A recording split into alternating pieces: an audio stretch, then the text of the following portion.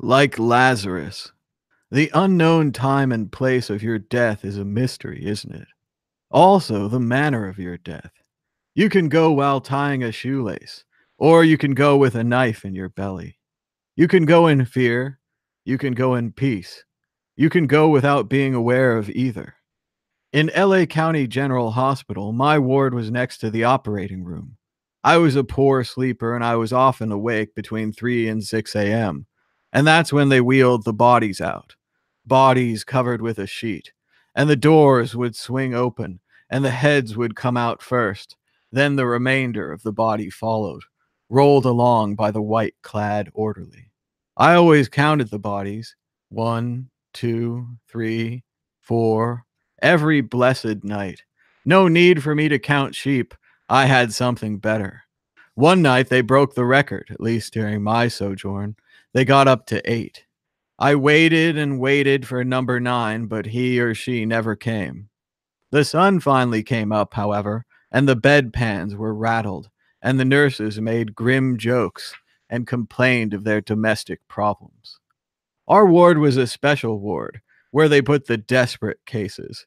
We were all teetering on the edge, and some of us finally went over. But the goings, at least during my sojourn, weren't bloody, ugly, or even dramatic. There was even a tinge of boredom about it. Mr. Williams, here's your breakfast. Mr. Williams, Mr. Williams. Oh, he's gone. There was never an empty bed for long. They changed the sheets, and Williams was replaced by Miss Jones, and when Jones went, she was replaced by Mr. Wong. The sun came up blazing in the mornings just to taunt us, and there was as much time to waste. We were too far gone to speak to one another, and only the sounds were wheezing and occasional bits of coughing or groaning, and every now and then a weak and pitiable voice mewing, "Nurse, nurse." I left that place, that palace of death, without looking back. I went down the aisle, between the beds and down many steps, I didn't count them, and out the front entrance into the street. I phoned the cab from a nearby bar. The cab took me over the bridge, over the invisible LA River, and we went back to my part of town. It was a crazy feeling, finally being out. I paid the cabbie and went up the walk. I still had my key. I put it in the front door and opened it.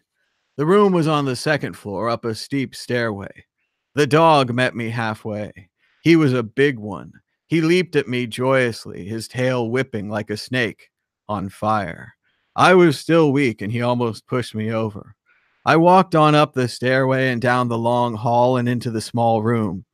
She was sitting on the couch, smoking a cigarette and reading a magazine. Startled, she looked up. "Jesus, why didn't you tell me?" she asked. "What's there to tell? Is there any beer?" She got up, walked quickly into the kitchen with an uneasy smile, looking back at me over her shoulder. Oh, sorry, I didn't see you guys come in. Welcome to Bitcoin Talk Show. My name is Thomas Hunt. Today is Wednesday, December 5th, and I was just reading a little bit of Charles Bukowski, Sifting Through the Madness for the Word, the Line, and the Way, new poems by Charles Bukowski. This one just randomly flipped to it. I like the beginning part about Lazarus, the man who came back from the dead, the man who wouldn't stay dead, right?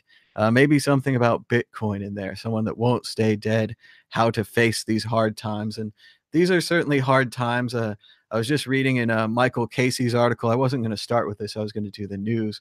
But I was reading in Michael J. Casey's article, and he says that the people that lost money in Bitcoin this time, they weren't the cypherpunks or the crypto anarchists. Let's see what Michael J. Casey says. He says, the adoption challenge. Some view cryptocurrency solely as a tool of the rich, as a way for the privileged few to keep their property away from prying hands of the state. If I eventually discover that they're right, that that's all it can be, I'll quit. For now, though, I still see this technology as a tool of the people, and therefore believe it can only succeed with mass adoption. I don't care how it gets there. Whether by widespread retail usage or by the back office use of public blockchain architectures to foster a new decentralized economy, bullshit. The goal must be to positively impact lives everywhere. Sadly, I think we've set that objective back drastically. We managed to do great harm to the public's acceptance and trust in the technology. It's not irreparable, but it's fair to say we have a problem when the mainstream now equates crypto with bubbles, scams, and losses. To be sure, this price correction might not yet imitate? Okay, so that's a typo. Intimidate is what he's trying to say. It says imitate. The correction might yet imitate that which followed the late 2013 bubble, a 2-year hiatus followed by a revival rally in 2016 that took us to even higher highs in 2017. But the risk is that the 2018 downturn has produced more lasting damage to public confidence than that of 2014. This time, it was the regular Joes who lost their shirts, not the basement-dwelling Bitcoin mining hobbyists. The blow to confidence is so great that now I regret writing last year that the surge of mainstream interest in crypto was constructive. I'd argued that although many people would lose a lot of money, the surge of buying had sparked a curiosity amongst a much wider group of people, such that a host of new ventures would be launched by these newcomers. These were the people, I argued, who would build the decentralized economy of the future. Now, while I'm encouraged to find that so many of the newly activated innovators are still at it, I don't think I fairly accounted for the lasting societal effect of so many losing their shirts. I think this is a good topic for today, that the regular Joes lost their shirts, not the basement-dwelling Bitcoin mining hobbyists. So get ready. Right after we do the news, we'll be taking your calls here live on Bitcoin Talk Show. The price of Bitcoin is down 2.82% in the last 24 hours, with a last of 3,853, a high of 4,008, and a low of 3,845. That's $1 for 26,550 Satoshis, well over the 15,000 Satoshi barrier. Checking out the mainstream media for Bitcoin news today, as always, it's the price, the price, the price, and the price. Bitcoin trades higher but struggles to regain $4,000. Factual. Bitcoin price analysis. One more triangle bottom. Just one more. Just one more. Roger Ver unfazed by Bitcoin cash crash, or Bitcoin crash, I'm not sure, maintains crypto has value. My crypto has value. God damn it. My crypto has value. And that reminds me of an old Mad Bitcoins video, something about I'm mad as hell about Bitcoins. Let's watch this old Mad Bitcoins video from July 6th, 2013, more than 5 years ago. Let's see how that is.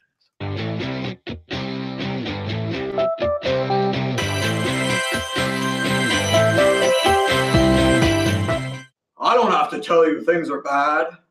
Everybody knows things are bad. Bitcoin prices are down. Everybody's buying Litecoin, going back to fiat. A Bitcoin buys a Feathercoin's worth. Speculators are going bust. Miners keep a gun under the counter. Punks are running wild on the net, and there's nobody anywhere who seems to know what to do, and there's no end to it.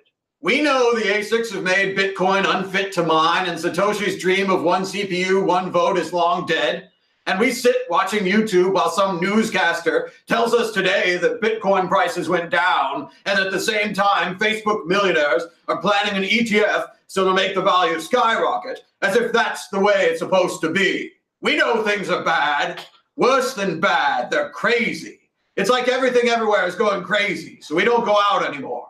We sit on the net, and slowly the world we're living in is getting smaller, and all we say is, please, at least leave us alone in our living rooms. Let me have my iPhone and my HD TV and my steel-belted radios, and I won't say anything. Just leave us alone. Well, I'm not going to leave you alone. I want you to get mad. I don't want you to protest. I don't want you to riot. I don't want you to write the Winklevoss twins because I wouldn't know what to tell you to write. I don't know what to do about Bitcoin prices and the ASICs and the Litecoins and the crime on the net. All I know is that first you've got to get mad. You've got to say, I'm a Bitcoiner, goddammit. My Bitcoins have value. So I want you to get up now. I want you to get up out of your chairs. I want you to get up now and close that browser window. Open up your webcam, stick your head out and yell, I'm as mad as hell, and I'm not gonna take this anymore. I want you to get up right now. Things have got to change. But first, you've got to get mad. You've got to say, I'm as mad as hell, and I'm not gonna take this anymore. Then we'll figure out what to do about the Bitcoin prices and the ASICs and the speculators. But first, you've got to get up out of your chairs, open the window, stick your head out and yell, I'm as mad as hell, and I'm not gonna take this anymore. I'm mad as hell! I'm not gonna take this anymore! I'm mad as hell! I'm not gonna take it anymore! I'm mad as hell! I'm not gonna take it anymore! I'm mad as hell! I'm not gonna take it anymore! I'm mad as hell and I'm not gonna take it! Are they yelling in Cleveland? Are they yelling in Cleveland, Bob? Are they yelling in Detroit? Anyway, Bitcoin nuclear winter doesn't scare billionaire crypto bull Jim Breyer. Well, he's a billionaire. Billionaire investor and venture capitalist Jim Breyer stated that despite a prolonged crypto nuclear winter, he still believes that the promise offered by the technology is too great for it to be permanently buried by short-term market movements. Nuclear winter is not really something you come back from. I've enjoyed the whole bear market suddenly becoming a winter and how it's all dark and winter and cold. I like that. That's a good metaphor. But nuclear winter is after you've had a nuclear war, there's so many clouds of dust and waste and whatever it is in the air that you block out the sun, all the plants die, and pretty much all life on Earth is extinguished. Except for the cockroaches. They'll live through anything, right? We get a chance to have some new animals after that. But speaking at the 2018 Fortune Global Tech Forum in Zhangzhou, China, Breyer noted that while these are testing times for the crypto investment space, such periods take place in cycles, and the current cycle will eventually come to an end. In a session at the event, Breyer, who has investments in Ethereum and VeChain, as well as crypto startup Circle, referred to the ongoing market situation as an inevitable part of a market process that takes place roughly once every decade. Whew, we're so lucky. According to him, despite the turmoil associated with crypto assets, blockchain technology, whatever that is, has achieved a critical mass of mainstream research and adoption, which makes a future crypto market rebound a near certainty at some point in the future. Nice. Some point in the future. We'll hold on for that. As they say, the carnage has affected several stakeholders within the cryptocurrency ecosystem, from investors to traders and startups, including Mike Novogratz's Galaxy Capital, which recently declared a $41 million loss for Q3 2018, bringing its total losses to the year to $136 million. So it might not be so bad. I remember a time when Pantera Capital had bought Bitcoin at around $800, and they'd bought a lot of it with other people's money. And again, this is all just things I hear. I don't know for sure what they bought when they bought. That's not something I know. But Pantera Capital allegedly had bought some Bitcoin in the 800 range, and we were sitting on Bitcoin in the 200 range, which means that Pantera Capital had lost 3/4 of other people's money. Naturally, if I was them, I'd be freaking out. I'd be losing it. Certainly, I think a lot of us are freaking out right now. I think a lot of people are worried about the price. A lot of people have done the opposite of what we always say, which is easy because it's easy to say it. But don't invest more than you can afford to lose. Well, now it's don't lose more than you can afford to lose because it's been lost. It's gone. But anyway, Pantera was in the same situation a few years ago. And somehow, because they had a business and they had a plan and they had some serious people involved who weren't living day to day on their investments, tragically. But they had a whole crew involved. They managed to hold their funds, and Pantera was an incredible success as an investment fund, referring incredible returns to their investors. I don't know if the same will be true for Galaxy Capital. I'm not sure if they're holding their investments or if their investments are even in Bitcoin or something that I think is likely to come back. A lot of people think maybe if Bitcoin comes back, maybe the altcoins will come back, but then it's always a question of which ones come back. So Pantera, holding Bitcoin, holding other investments, was able to come back and be a successful fund, but they did have to go through that point where they almost touched the bottom. So there are scary things out there. Amidst the gloom, Breyer says he is unfazed, drawing on his experience as a venture capitalist, including famously being an early Facebook investor in 2005. He believes that the crypto market will rebound, driven principally by increasing adoption of blockchain technology. Bullshit. According to him, his many meetings with students, entrepreneurs, and technologists all over the world is what convinces him that the downturn will be temporary. In his words, so many of the best computer scientists and deep learning PhD students and postdocs are working on blockchain because they have so much fundamental interest in what blockchain can mean. You don't want to bet against the best and the brightest in the world. Interesting things from billionaire investor Jim Breyer. Update: long dormant Bitcoin whale wallets have now moved $1 billion worth of Bitcoin in the last 12 hours. This may be a cause for concern. This may be an exchange or someone like that moving their money around. It could be someone just clearing out their cold storage, or it could mean that they are moving their funds to an exchange. You gone.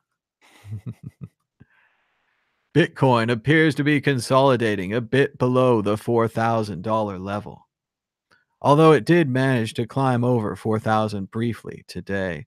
CoinDesk analysis, that's great there. Digital Journal is now writing articles about CoinDesk's analysis.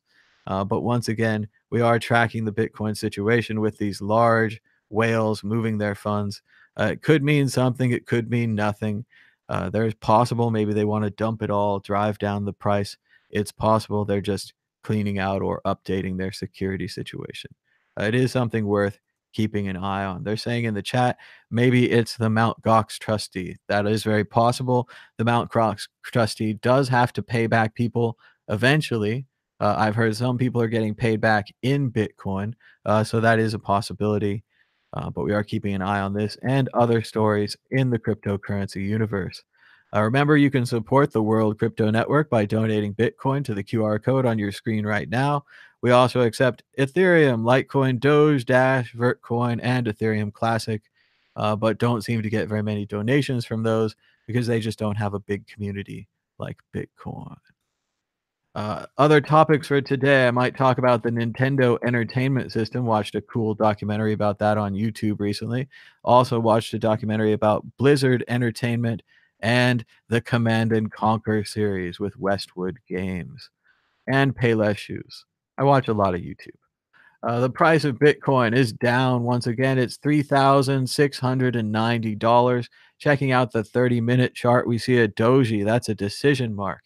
That means Bitcoin's going to go up or down, which I predicted yesterday that the price of Bitcoin would go up or down, and I was completely correct. The price of Bitcoin did go up or down. It's an incredible prediction. Mark that one in the books. I believe tomorrow the price of Bitcoin will go up or down. And if you'd like to support this show, you can donate to our TallyCoin fundraiser. You can create your own TallyCoin fundraiser at tallyco.in. Just bring your own Bitcoin address, set a goal, and tell people about it. That's it. TallyCoin doesn't take any cut of your fundraiser, unlike Kickstarter or Indiegogo, and anyone in the world can donate with Bitcoin just by scanning the QR code on your screen right now or copying and pasting this Bitcoin address. We'd like to thank yesterday's donors, 0.00229915 and 0.0025556. Thanks so much. for supporting the show. And as always, you can call the show at any time at World Crypto Network, all one word, on Skype, or at 518-600-1949. Big news on Twitter, where the Breaking Bitcoin conference has announced their location for June of next year. The event will take place on June 8th and 9th in Amsterdam. In addition to the 2 days of the conference, there'll be a training and a hackathon. More information coming soon. So go ahead and make your plans for June to go to Amsterdam. Sounds like a great idea. Previously, the convention was in Paris. I was able to attend that a few years ago. Then they moved it to Lisbon for building Bitcoin. Didn't make it to that one, but definitely hope to make it to this one. Sadly, as things are, as you know, we'll likely be having a Bitcoin fundraiser for that one soon, or maybe getting a sponsor or some kind of corporation that wants us to talk about them.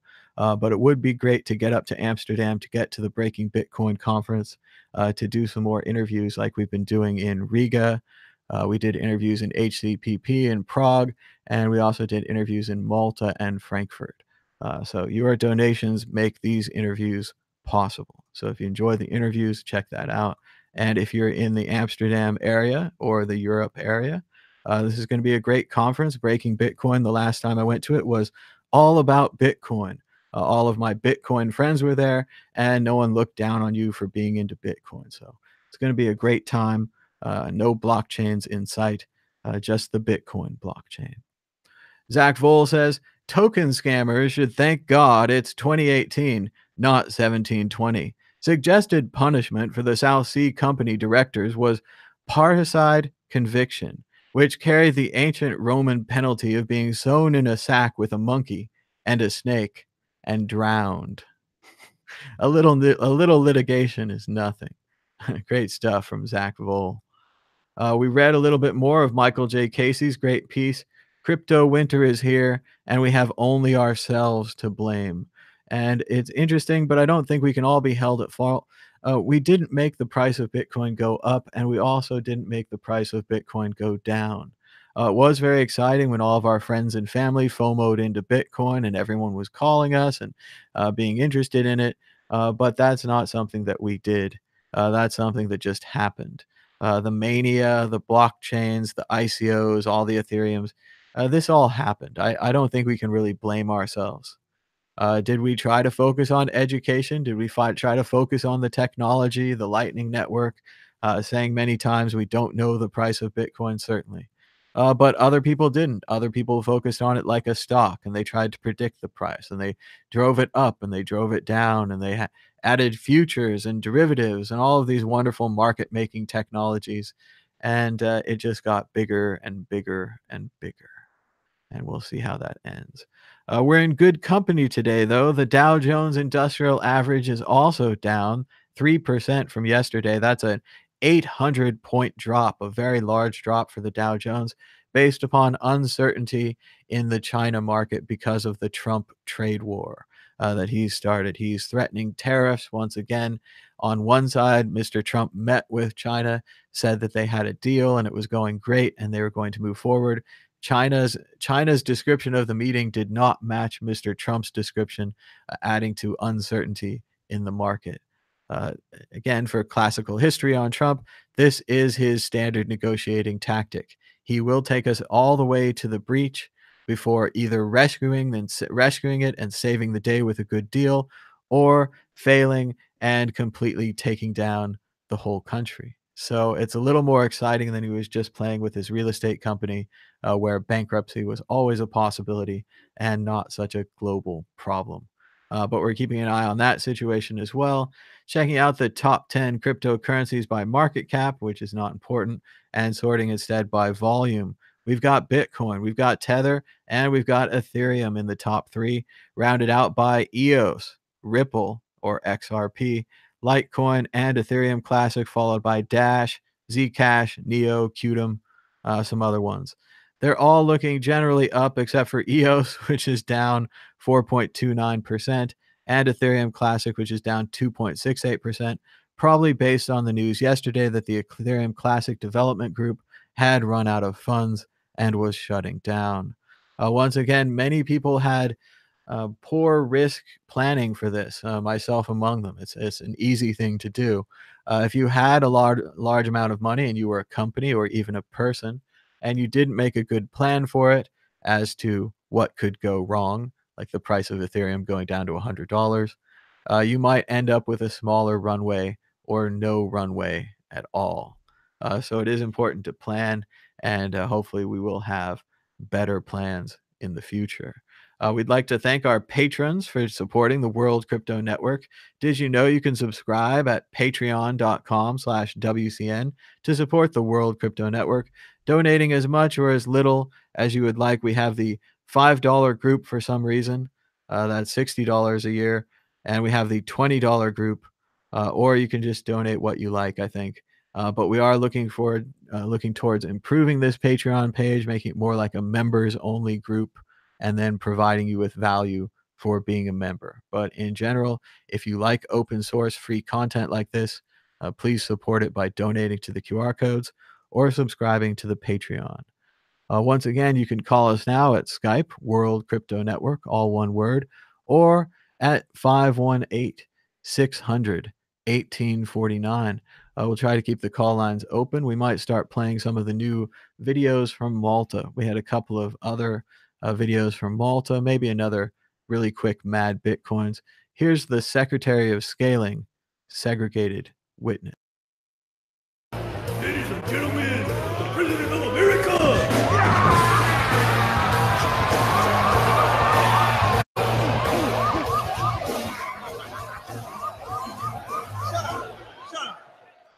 Shit. I know shit's bad right now with all this scaling bullshit and the B cash and the dust storms, and we're running out of French fries and burrito cutlets. But I got a solution. Hey, that's what you said last time, core lover. I got a solution. Let's just fork. Bitcoin Cash, what? That's what I thought. Now I understand everyone's shit's emotional right now. But listen up. I got a 3-point plan to fix everything. Number 1, we got this guy, SegWit. Number 2, he's going to give us layer 2 solutions that's even better than big blocks. And number 3, he's going to fix everything. I give you my word as president of Bitcoin. He'll fix the scaling, and that ain't all. I'll give you my word he's going to fix the transaction malleability too. And I'll give you my word he's going to fix the dust storms. He's going to fix the economy.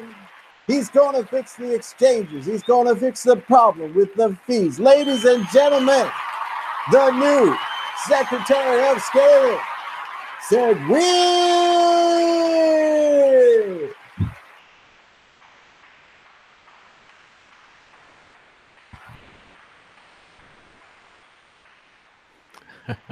There it is, a little bit of idiocracy and a little bit of Bitcoin mixed in. We do have more premiere videos for you this morning. If there aren't any calls, we would like to check out the chat, though. Say hello to the chat. How are you guys doing on this morning? Have you sold everything? Do you wish that you sold everything? Of course, I think everyone wishes that they sold everything. We made a fork at a decision in the road. We thought the technology would carry us through, but it was a bubble, right? It was a bubble. So we hope for another bubble. We hope for more speculation. We hope for a return for the price, all these kind of things. But we'll just have to see how it goes. D100-112 says, did you buy this penthouse with all that yacht coin? And yes, we're doing very well with yacht coin and yacht chain. So many fine blockchain products out there right now for the luxury market. For the non-luxury market, you can get involved too with Socks Chain. Keep your socks on a blockchain. Don't lose your socks anymore. Use incredible new blockchain technology to always keep track of your socks, even in the washing machine.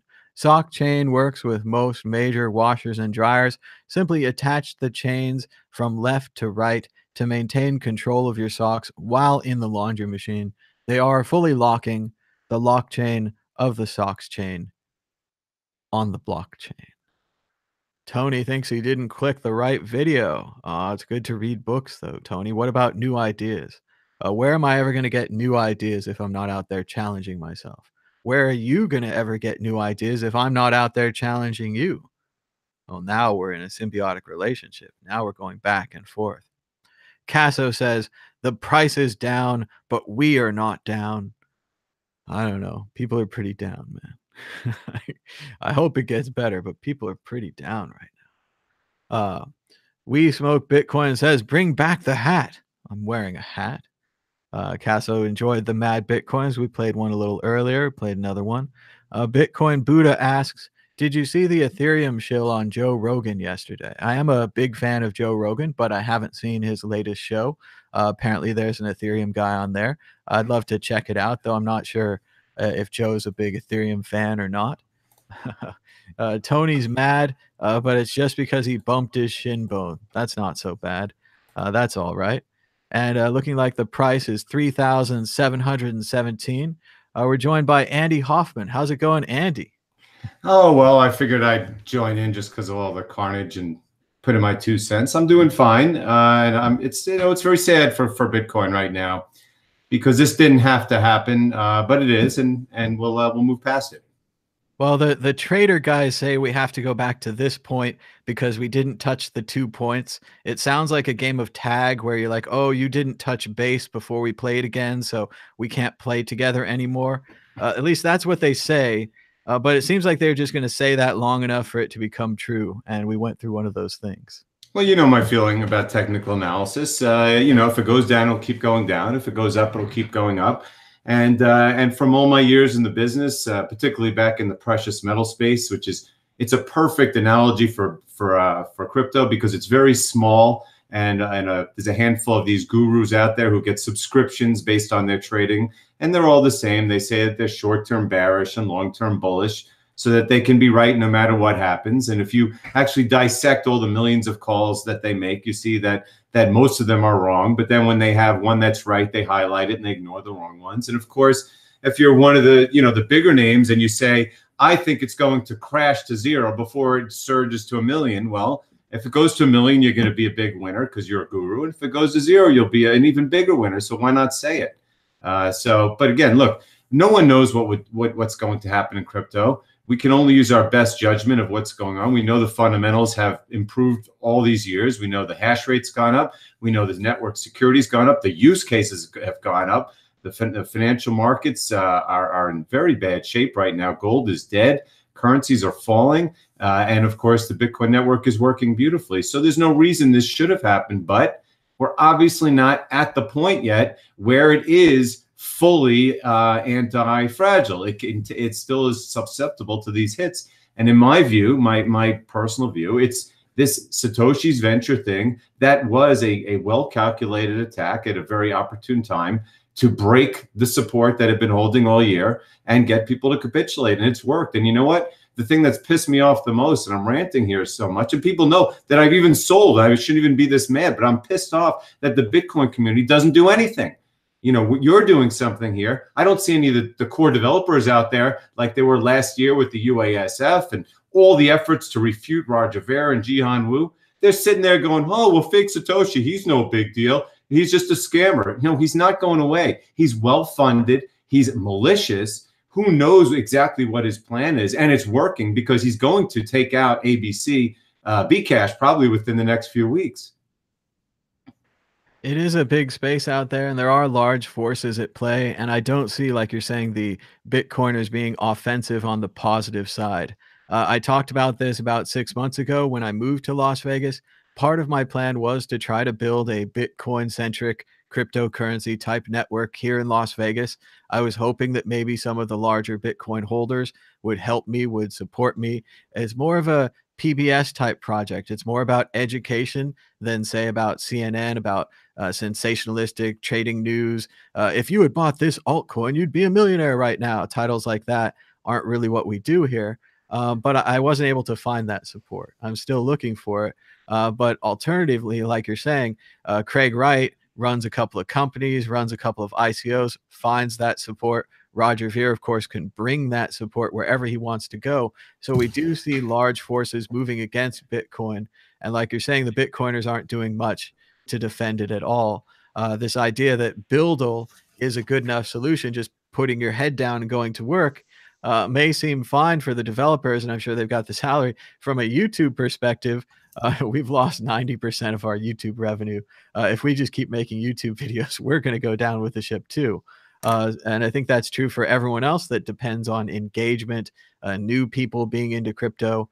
We simply aren't seeing any new people. And like Michael J. Casey was saying in his article, we promoted this thing. All these people came on for the blockchains, or they came on for the ICOs or the Ethereums or whatever it is on the side. And we hoped eventually they'd come to Bitcoin into the middle. But I think most people just bought on Coinbase, sold on Coinbase. They never even sent it around. They never even tried it out. The idea of an alternative money system, people don't know about sound money. They don't know that we're off the gold standard. Again, education, but who wants to listen to you? What they really want to listen to is get rich quick. Yes, exactly. They didn't come on for Bitcoin. They came on for the money, which is fine.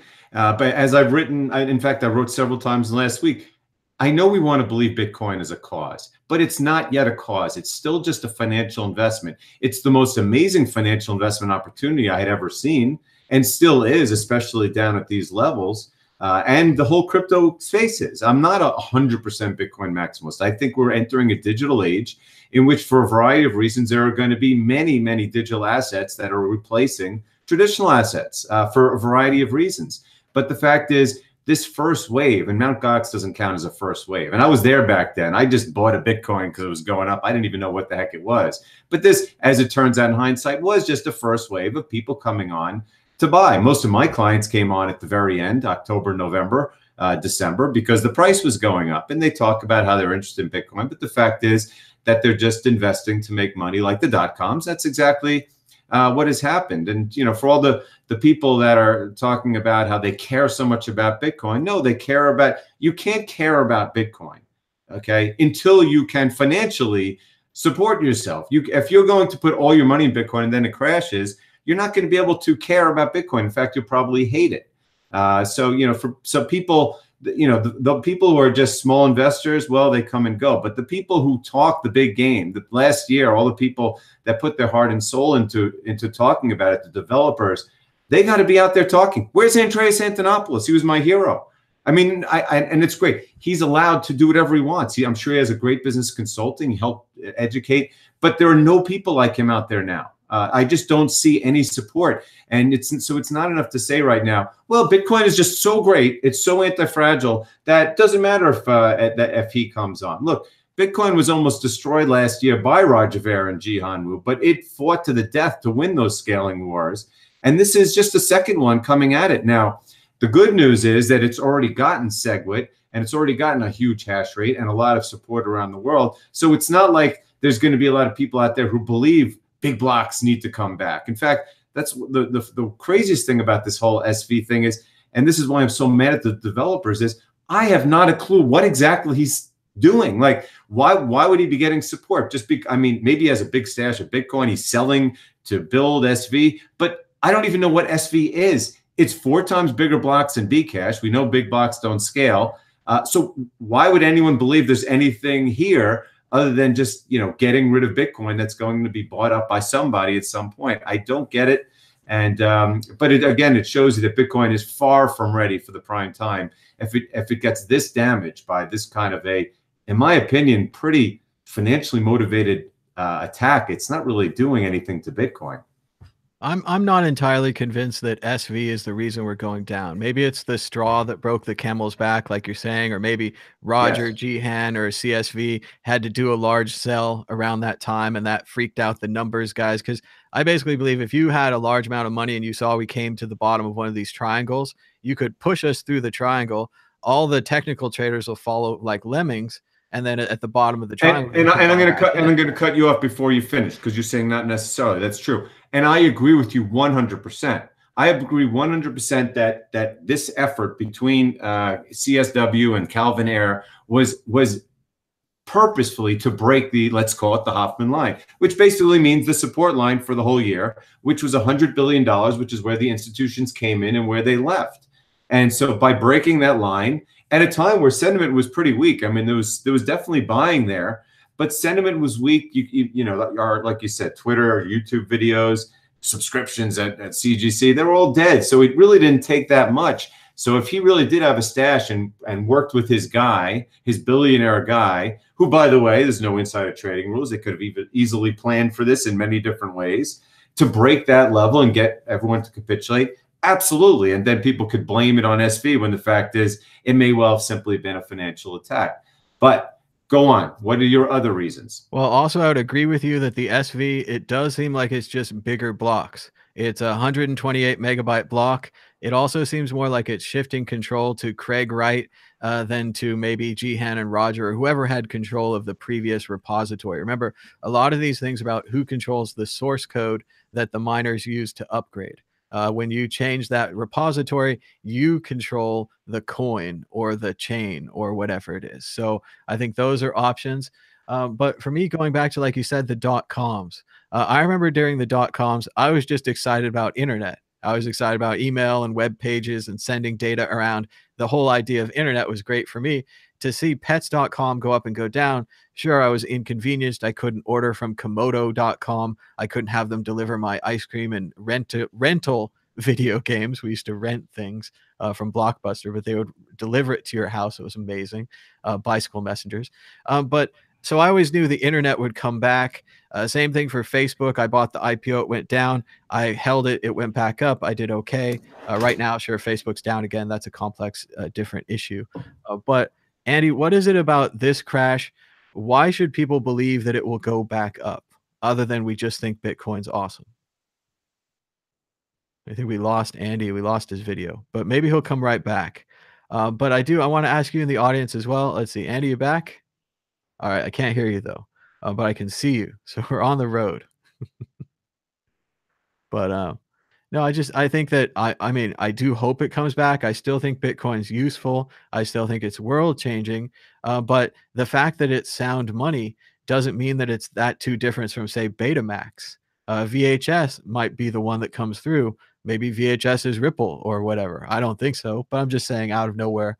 There's a competition here amongst technologies.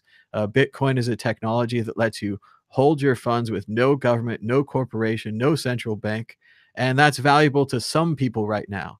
Maybe conditions in the future make that valuable for all people. But I've seen some commercials lately with MasterCard, and they're talking about how they're going to fix Africa and they're going to give everyone low-cost transactions and they're going to solve all these problems. And it really felt like a Bitcoin commercial, and I almost thought they were going to name drop and reference blockchain. But no, MasterCard's doing it on their own. So a lot of the remittances or micropayments, the problems that Bitcoin planned to solve with technology might be solved with someone else's technology. The economic value, it's still there as an experiment, as a test, as a laboratory thing, something that Max would like. It's, you know, inflation free, it's deflationary money. All of those things still good, but it still works at $5. If I send you $100 worth of Bitcoin and you cash it out and I just paid you for doing a job, you know, it worked. It didn't make anybody rich. It broke a bunch of people's hearts if it goes to $5. But what do you think, Andy? Why is it that the value of Bitcoin has to come back? Why are so many people so intent about this? Oh, we're still muted. Try disconnect, reconnect. I'll keep talking. But there's been a lot going on in the chat. I've been seeing it scroll by. It's great to have Andy here. It's good to have somebody to talk to. And remember, Andy doesn't know the future on this either. Andy can't predict the price. I can't predict the price. No one can really predict the price. It's all happening up or down. We're just trying to give you information and opinion about how we feel, about what our backgrounds are. We're trying to tell you about what we might have learned. So let's go to Andy now. Yes. Why will the price come back up? Is it just a technical reason? Is it because Bitcoin's a cool thing? Like early Facebook was cool, early internet was cool. Is this just a cool thing? What do you think? Well, and you hear me, right? Yeah, good now. Okay. The only reason why it would not come back is because it was going to be beaten by something else. And what's going to beat it? Satoshi's vision? I mean, again, We're trying to figure out what the hell Satoshi's vision is. It's certainly not anything that's superior to Bcash. And Bcash is literally about to be destroyed just 1 year after being destroyed by its efforts to usurp Bitcoin. So no, that's not going to happen. So why would it not come up? No reason. I mean, anyone, like you said, anyone who uses it in the real world. And I mean, look, I save it. I don't own it at the moment, but the point is when I do, it's to save it and not to spend it, but I have used it, and using it is the most amazing thing in the entire world. All the things that they say about it, look, the reason I got out of gold is because gold is a joke compared to the monetary properties of Bitcoin. And so frankly is fiat currency compared to it. They're archaic systems of store value and transaction that pale in compared to Bitcoin. And anyone who uses it knows it. Now, yeah, there are powerful forces in the world that are against Bitcoin, namely the status quo on the outside, simply because it threatens their money and power. And of course, the people within Bitcoin community who want to profit from it. I mean, I don't believe for a second that these are actual socialist or libertarian movements that Roger Ver, his history, he was a petty thief and just a serial entrepreneur. There's nothing libertarian or venture or like he's some super nice guy that wants to help the world. He wants to profit. And that's why he ganged up with Bitmain, so they can have all this insider trading and all these like scams going on, and ASICs boost and sock puppets and all the stuff that they did to try to take over Bitcoin or at least profit from the system. And then of course you have this Craig Wright guy, he lies about being Satoshi's guy. Talk about a scammer. This guy, he literally makes Roger and Jihan look like good guys. So again, you got people in the community who for various reasons want to control it or profit from it.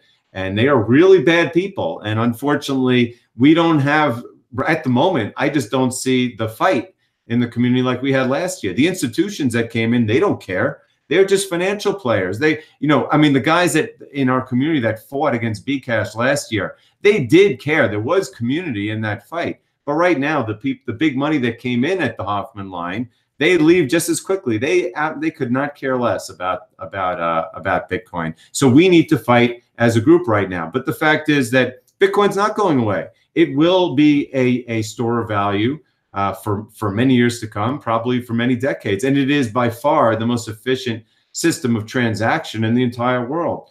At a time when all the other systems, be they fiat or precious metals or you name it, are doing terribly. So of course, Bitcoin is going to come back. But the fact is, someone said to me, I saw someone write today, Bitcoin's just waiting for 3,000 and then it's going to pop. And I said, no, it's waiting for some evidence that we can reverse the hash rate decline. The hash rate fell 50% in a month, and everyone acts like Craig Wright is not a threat. He is a threat, and that's why we need signs from the community that we can stop this hash rate decline. Which, by the way, it just declined back to where it was earlier this year, but it was a 50% decline a month. That's what this network needs, and it will get it. But I'd rather see it get it sooner at 3,000 than later at 1,000.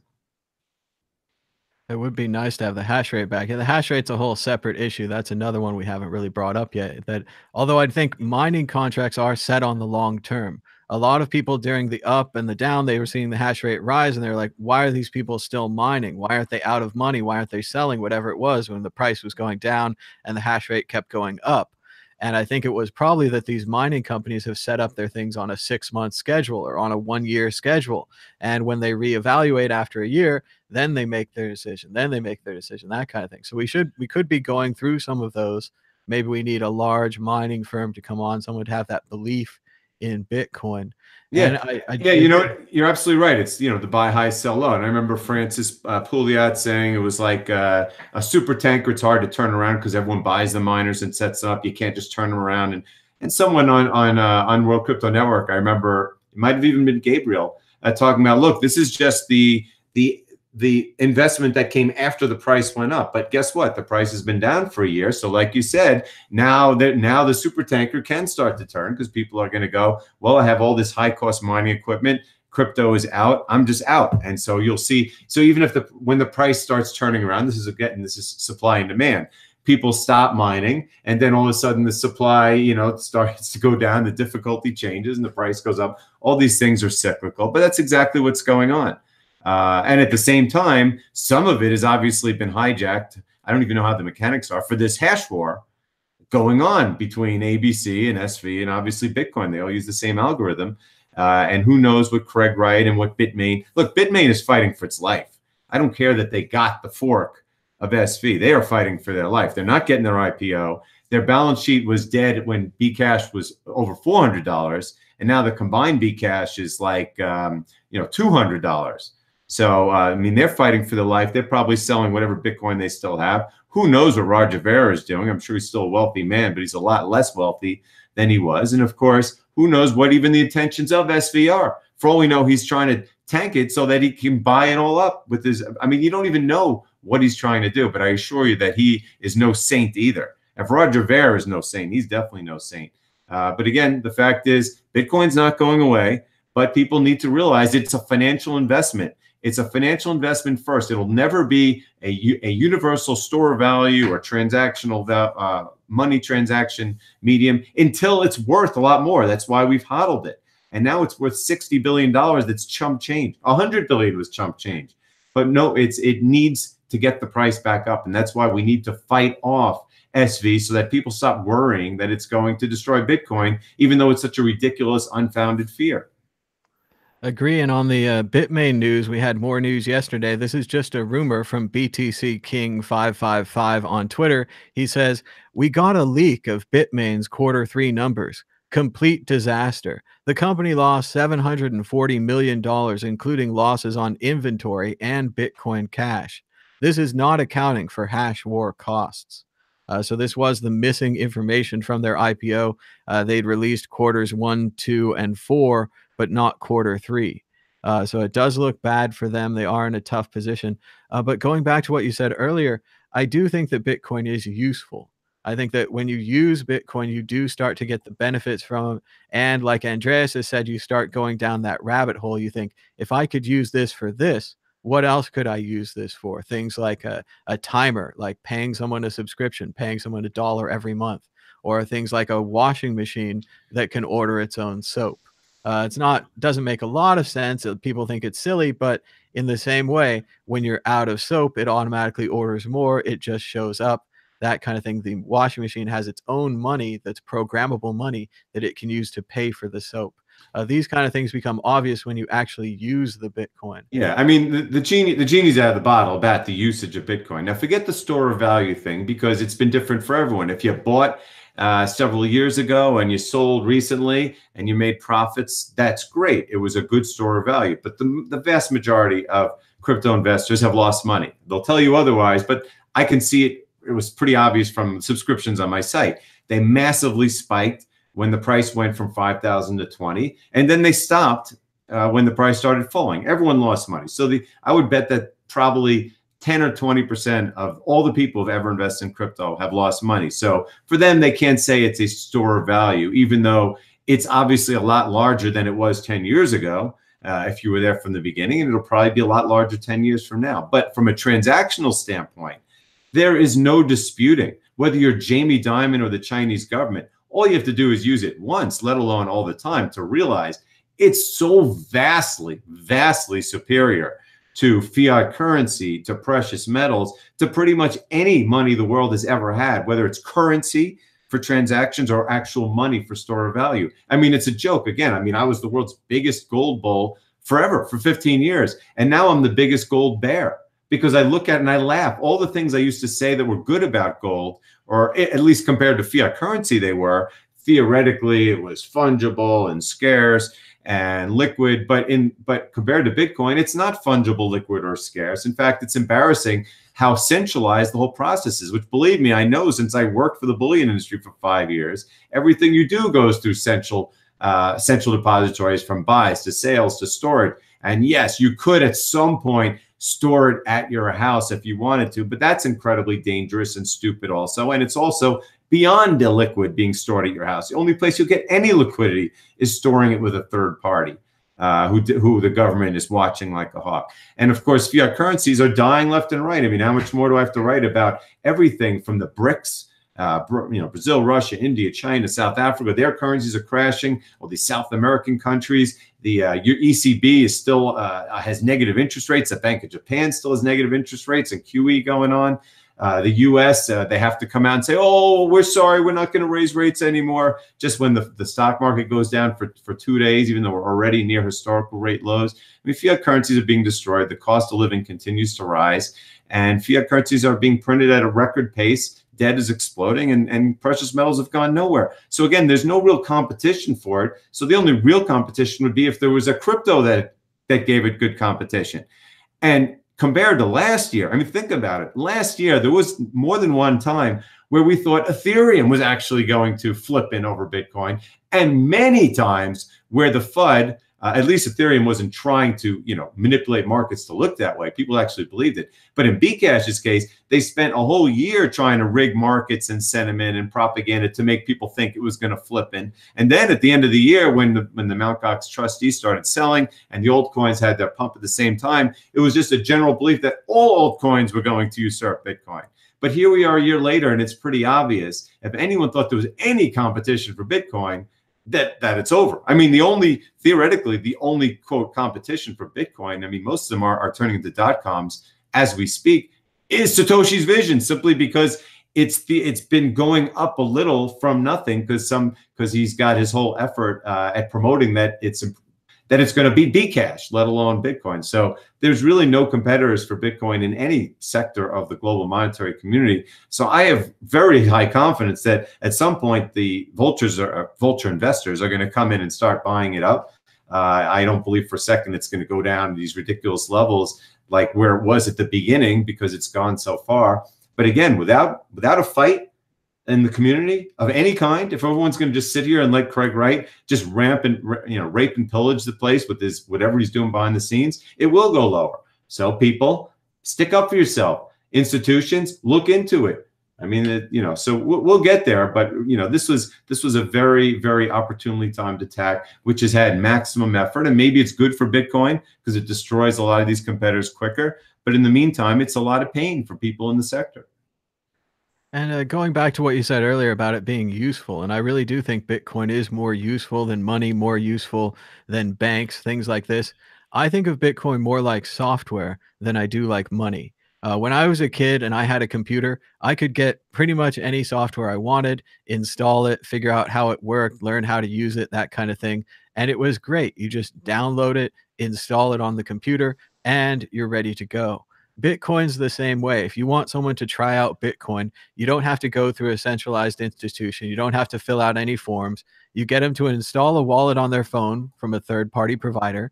Then you use your wallet, also from a third-party provider, to send something unique together, the Bitcoin or a small amount of Bitcoin, and they get to try out the Bitcoin. It's all software.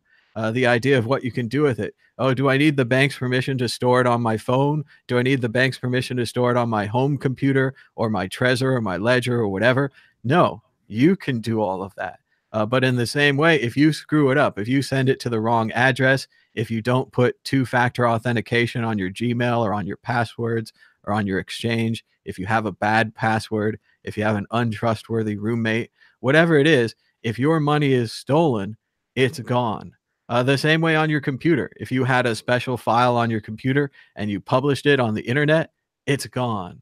It's the same thing. So it brings money down to this software level. And I don't think that any other project can do it in the same way. If you look at Bitcoin's creation with the invisible creator who abandons billions of dollars to walk away and leave the world with his invention, which is part of the reason why we have this whole blockchain nonsense. If we had a real Satoshi, he'd just come out and say, no, the blockchain's good for decentralized ledgers like Bitcoin and not much else. I'm not sure what these people are doing, but we don't have that. So we're in this void. And I kind of think now that blockchain is like the Las Vegas sign.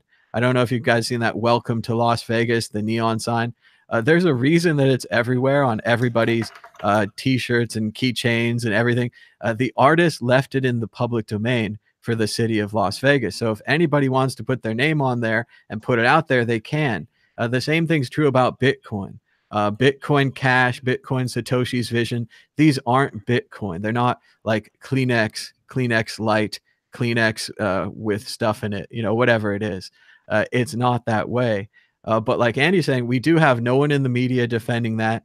We don't have any of the core developers, any of the longtime hodlers. No one seems like they've started an institute, a foundation, a network, or any kind of thing to try to combat this. They had the B Foundation for a while, but it seems like it's cooled off.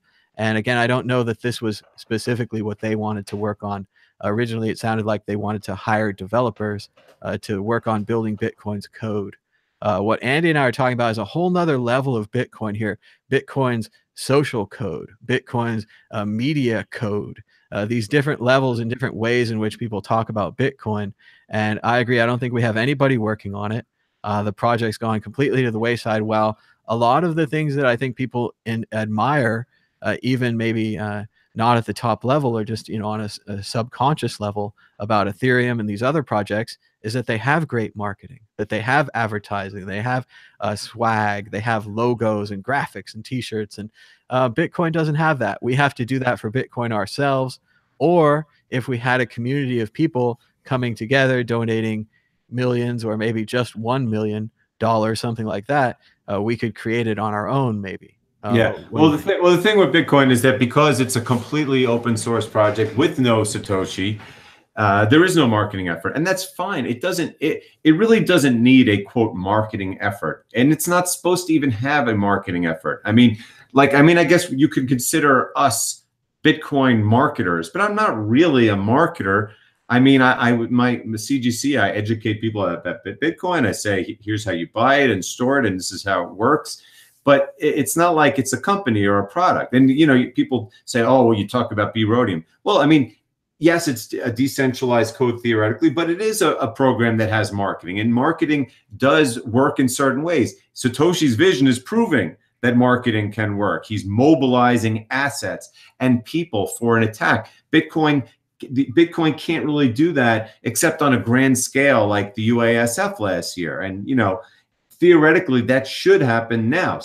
There should be some effort to come in, and it's probably going to be centered around the price. That's what I think. It's so big now that even the UASF is too big of an effort to mobilize this community, which is so much bigger. And that's why it's going to have to come from people recognizing that the price is too low. Miners will recognize it. Large investors will recognize it for the reasons that we're talking about here, because it works. It works beautifully. It works better than ever. It works at half the hash rate of a month ago as beautifully as ever. And it has no competition. And the only competition that it had, I mean, back when I got into Bitcoin, there was some interest in precious metals. There was definitely, fiat currencies were a lot higher in value at the time. And of course, the other cryptocurrencies had, as we're talking about, there was a belief that they could be competitors. But all that's done now.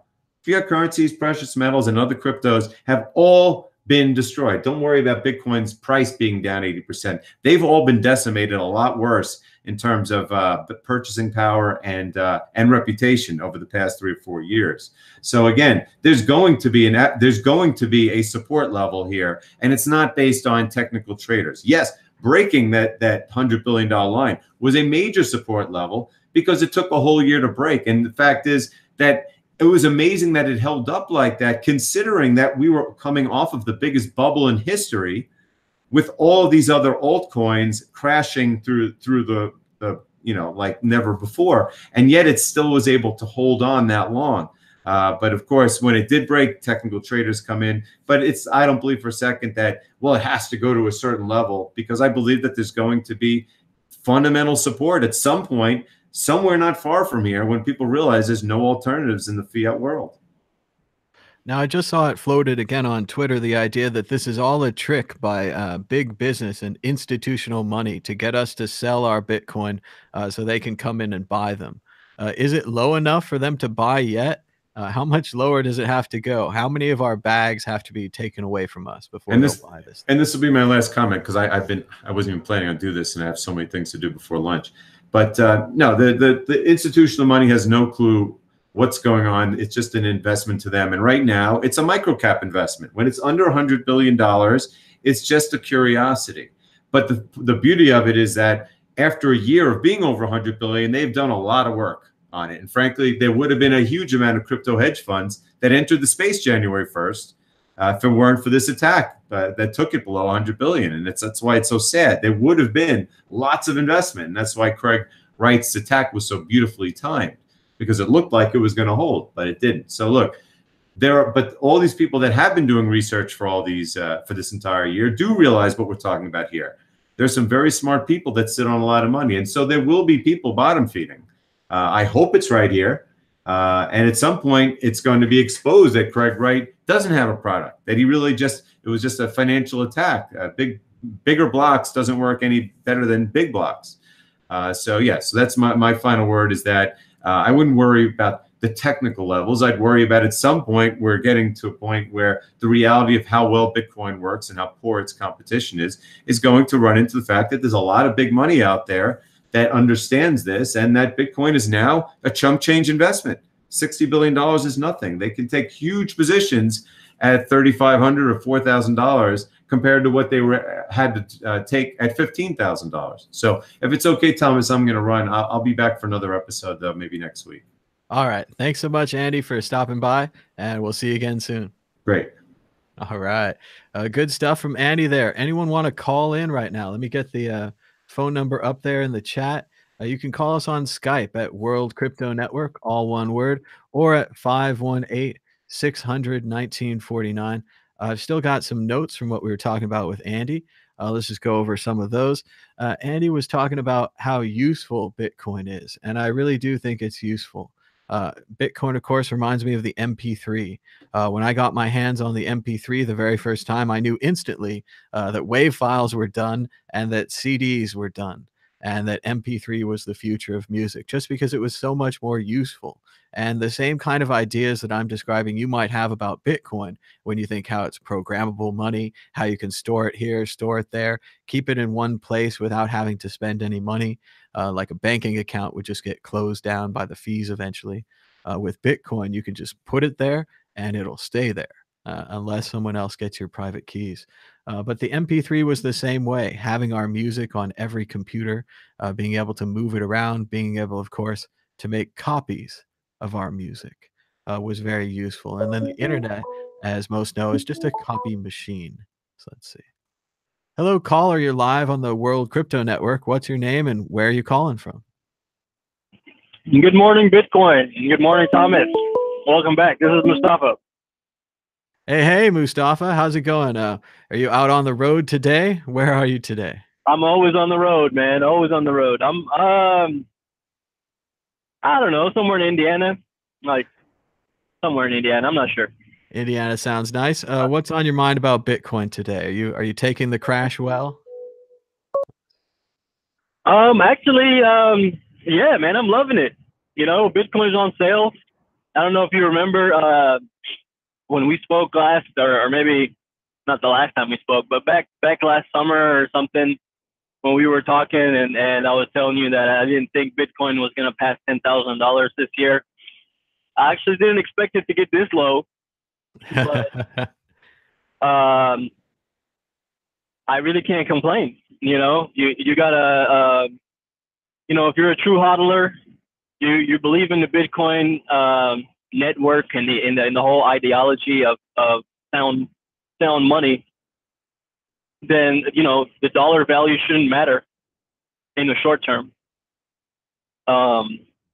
You know, and I mean, I honestly just regret that I've been dollar cost averaging all year long, and I should have just waited and bought a whole bunch of Bitcoin today, you know? Well, you can't regret the DCA. I can't complain, you know? I'm buying all the way down. There you go.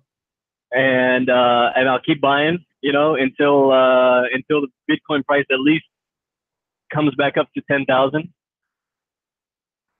And you know, everybody says, oh, dead or whatever. You know, you've seen the Bitcoin obituaries. Oh yeah. But I think you were saying yesterday that, you know, unless it goes to zero, and it's not dead and it's not zero, so we're still pretty far away from zero, and we're still kind of up. If you just could, you know, just forget about what happened last December, and think about the Bitcoin price the year prior, we're still up. You know, we're still up quite a bit. So if it's just market manipulation, like Andy was saying right now, from you know, the SB people or whatever it is, or some undereducated people trying to do something, or you know, some big whales just trying to dump and get better pricing for the end of the year, so be it. Let's all jump on it as well. Get some cheap bitcoins and hold on. That sounds pretty good. I don't think you can be down about dollar cost averaging though. That's just the safest way to go, either entering or exiting a market. You're never going to know where that bottom is. I've certainly tried it where you try to have some money set aside and you're like, oh, I'm going to get it at the bottom. And you'll roll back in at 6,100, thinking you're the boss. And next week we're at 3,700. So it's very hard to Right, time. yeah, that's exactly these what happens. It's just, you know, dollar cost averaging is just so boring. You know, it's so responsible and it's so boring. There's no excitement. So since the price dropped below 6,000, I stopped dollar cost averaging, and just decided to do a one-time monthly buy. You know, which makes it a little bit more exciting for me. So how I was doing like a daily reoccurring buy, and I decided to just do like one monthly buy that I would do myself. It's not on auto or anything. Just so at least I feel like I have a little bit of control, and maybe, you know, try to get the best price or whatever. You know, it's fun. You know. Yeah, I don't know. The DCA is supposed to take away the action and take away the risk. I think that it depends on Coinbase how they have the fees set up. It might be better to schedule it monthly for the fees anyway. But just getting those multiple Right. buys in can help you develop a nice average of price. But I think the important thing, we need to DCA out when it's going up as well. So it's a tough thing to say when you should buy, when you should sell.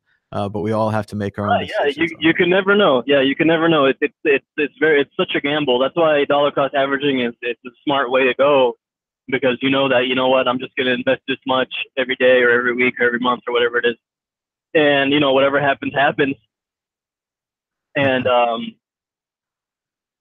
it's, you know, with the fees on Coinbase, yeah, I was paying like $45 a month in fees because they're charging me about $1.50. Which is like their minimum transaction fee for, even if you're buying like $1 worth of Bitcoin or whatever it is from them. Like the minimum is, I guess it's $5. They're still going to charge you $1.50 or $1.45, and it doesn't increase until you pass $20, I guess. So yeah, you're right. Yeah, if I'm saving a little bit on the fees when I'm doing it just 1 month or one time per month, and you know, it is what it is. But you know, I did want to comment on what you guys were talking about with Andy, and how he's saying that, you know, nobody's defending Bitcoin and that we need to defend Bitcoin and all that. You know, I kind of disagree.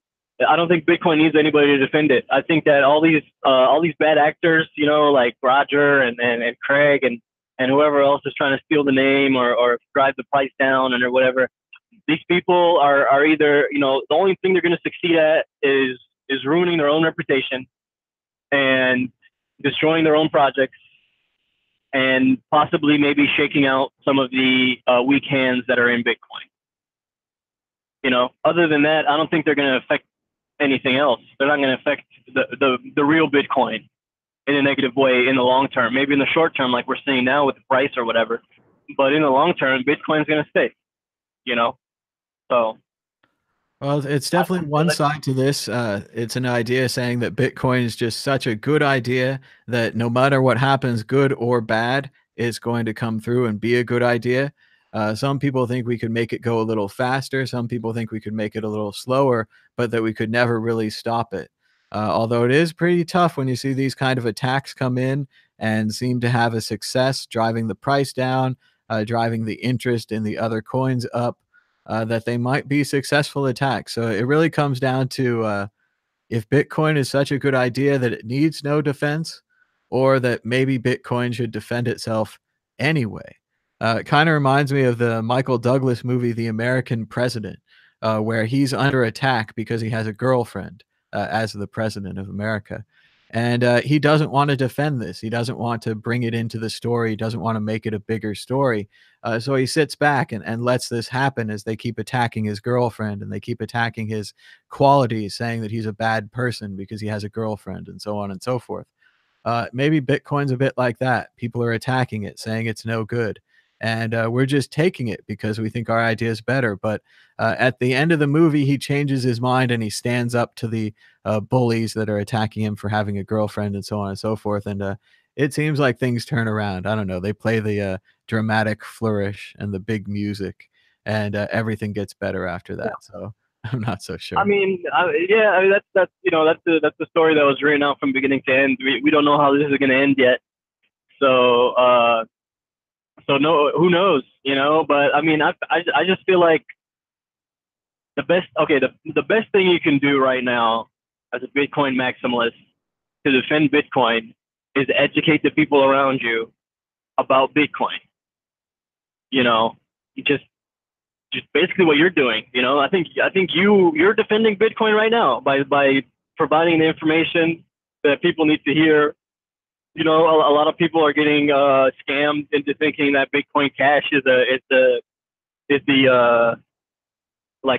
easier way to transact using Bitcoin. You know, I don't use the Bitcoins because they're too expensive. I just use the cash version. That's what people have said to me.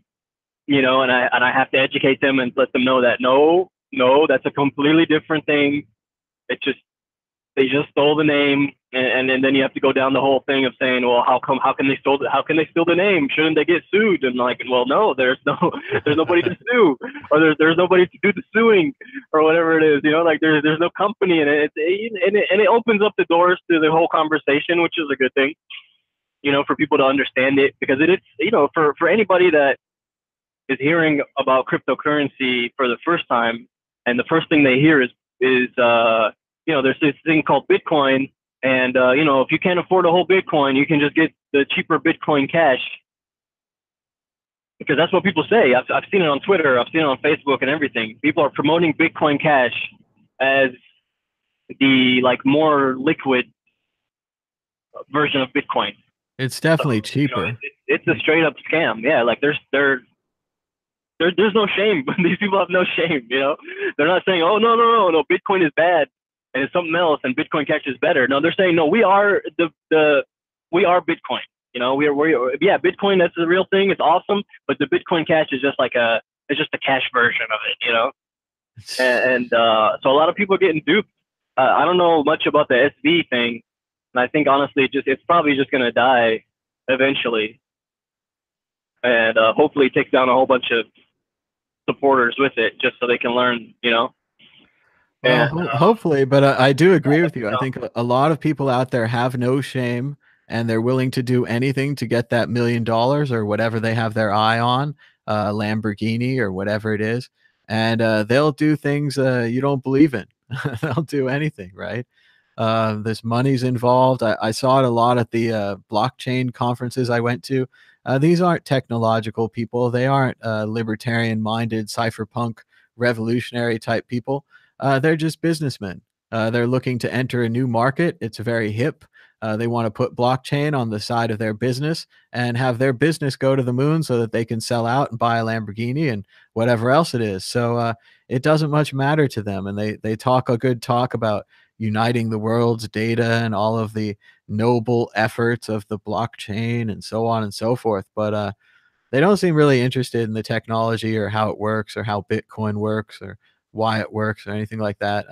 A lot of the new people are like that. They're just here for the right. They're just here for the money. Yeah, exactly. They're not interested in the technology, and they're not interested in the ideology, and they don't care about the fact that Bitcoin is sound money. You know, they just want to get rich. And you're right about that. They're like, oh, there's a profit potential right here. Let's get into this industry, new emerging asset class, whatever you want to call it. You know, and you know, because there's profits to be made. And that's wrong. But, you know, we can't control people or let people do whatever they want.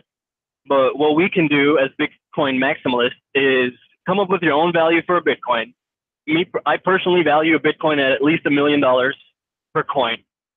And so as long as the Bitcoin price is less than $1 million, I feel like it's undervalued.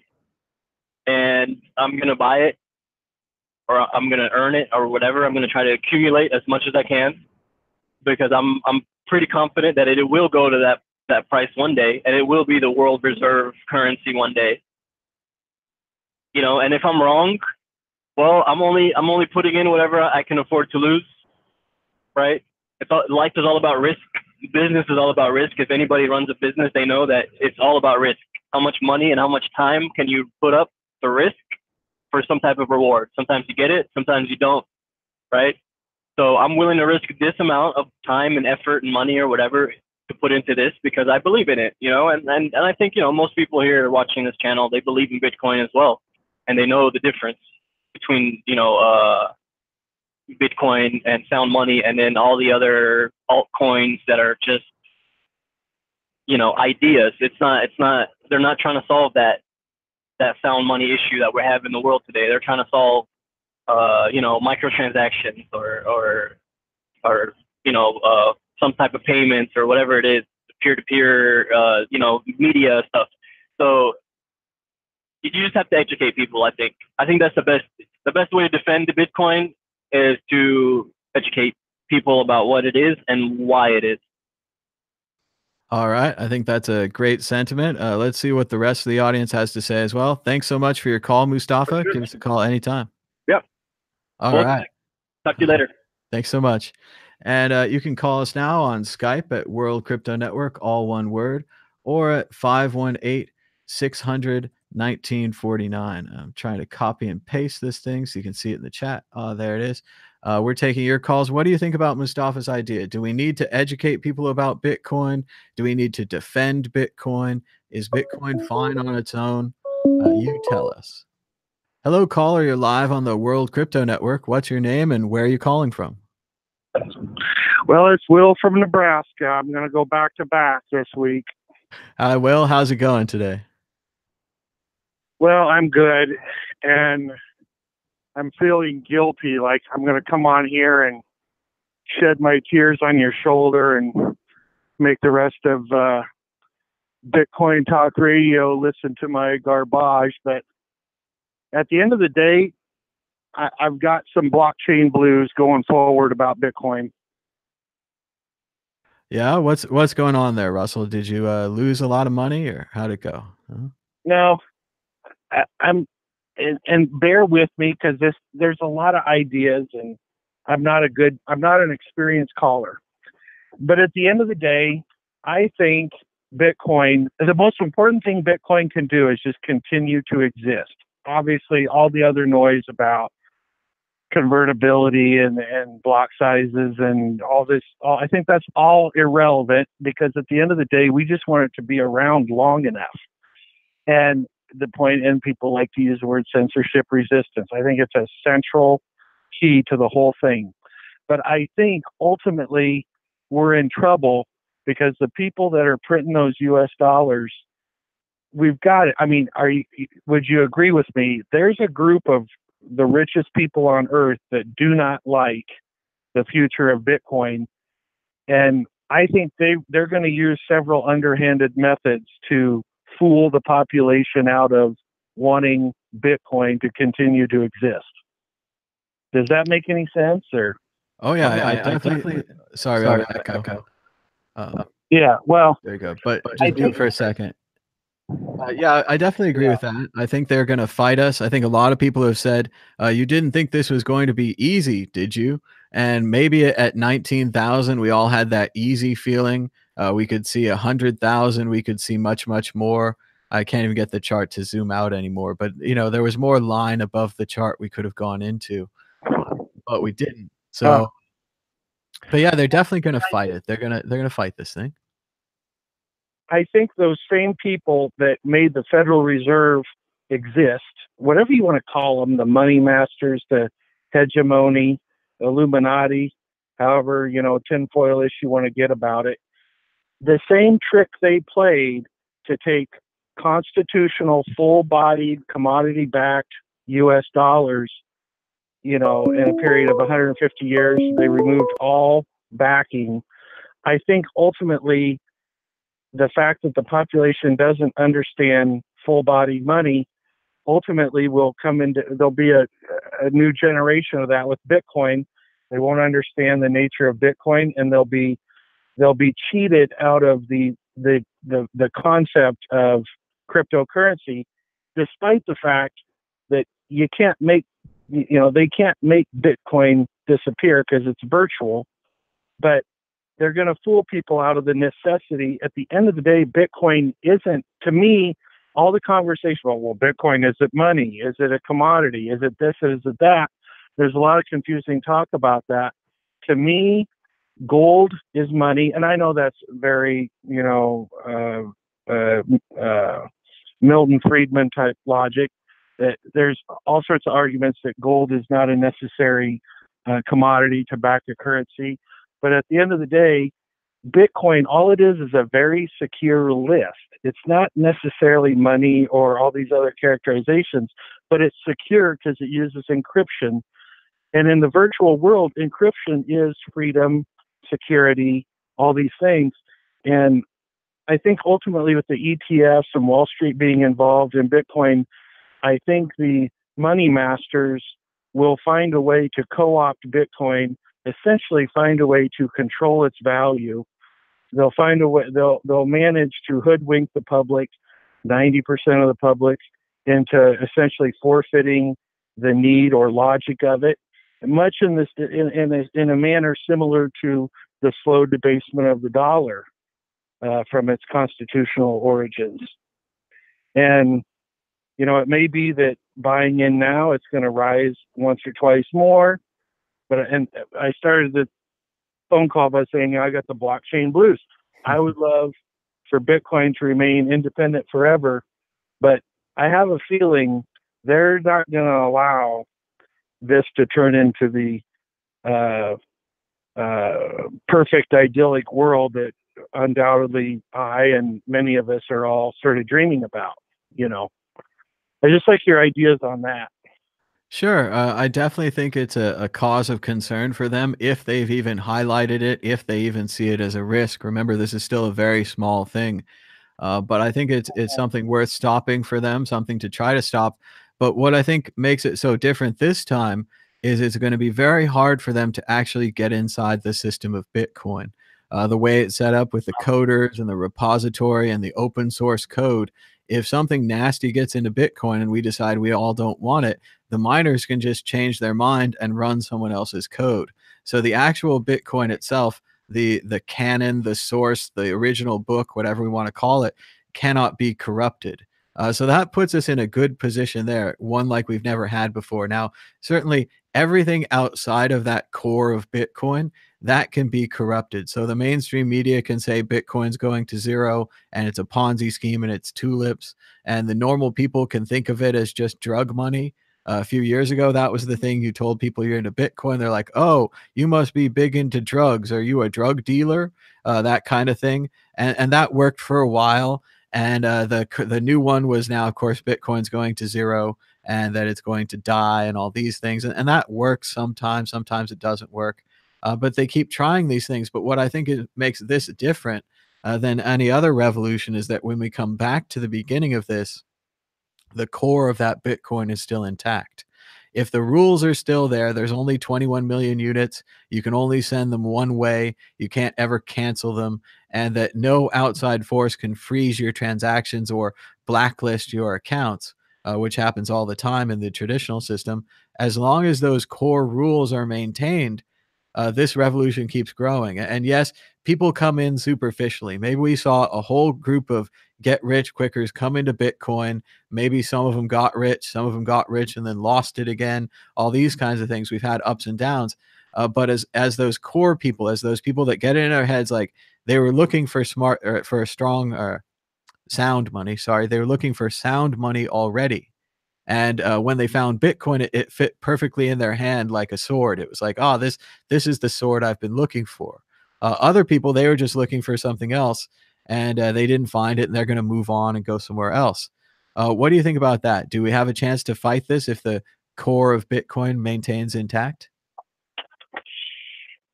I absolutely agree. The fact, it's the open source code, SHA 256, my understanding of computer science, this is immutable, and that's a beautiful thing. It's exciting. But like you say, the manner in which I think it could be suppressed, it could be like alcohol and prohibition. They can't make alcohol not exist anymore, but they can suppress it and force it underground. And certainly, let's back up to a sort of higher order variation of control of Bitcoin. They can say, much in the sense that Silk Road was chastised. Certainly the media, which is owned by, in my tinfoil interpretation of the world, by the same forces that are controlling the inflation of U.S. dollars. They can say, well, we had a terrorist event. Well, how'd that happen? Well, they moved the money here with Bitcoin. And then they can have a guy on the sidewalk in downtown New York City, and well, he was murdered because he had a cell phone in his hand and he was looking at his Bitcoin wallet and he was mugged.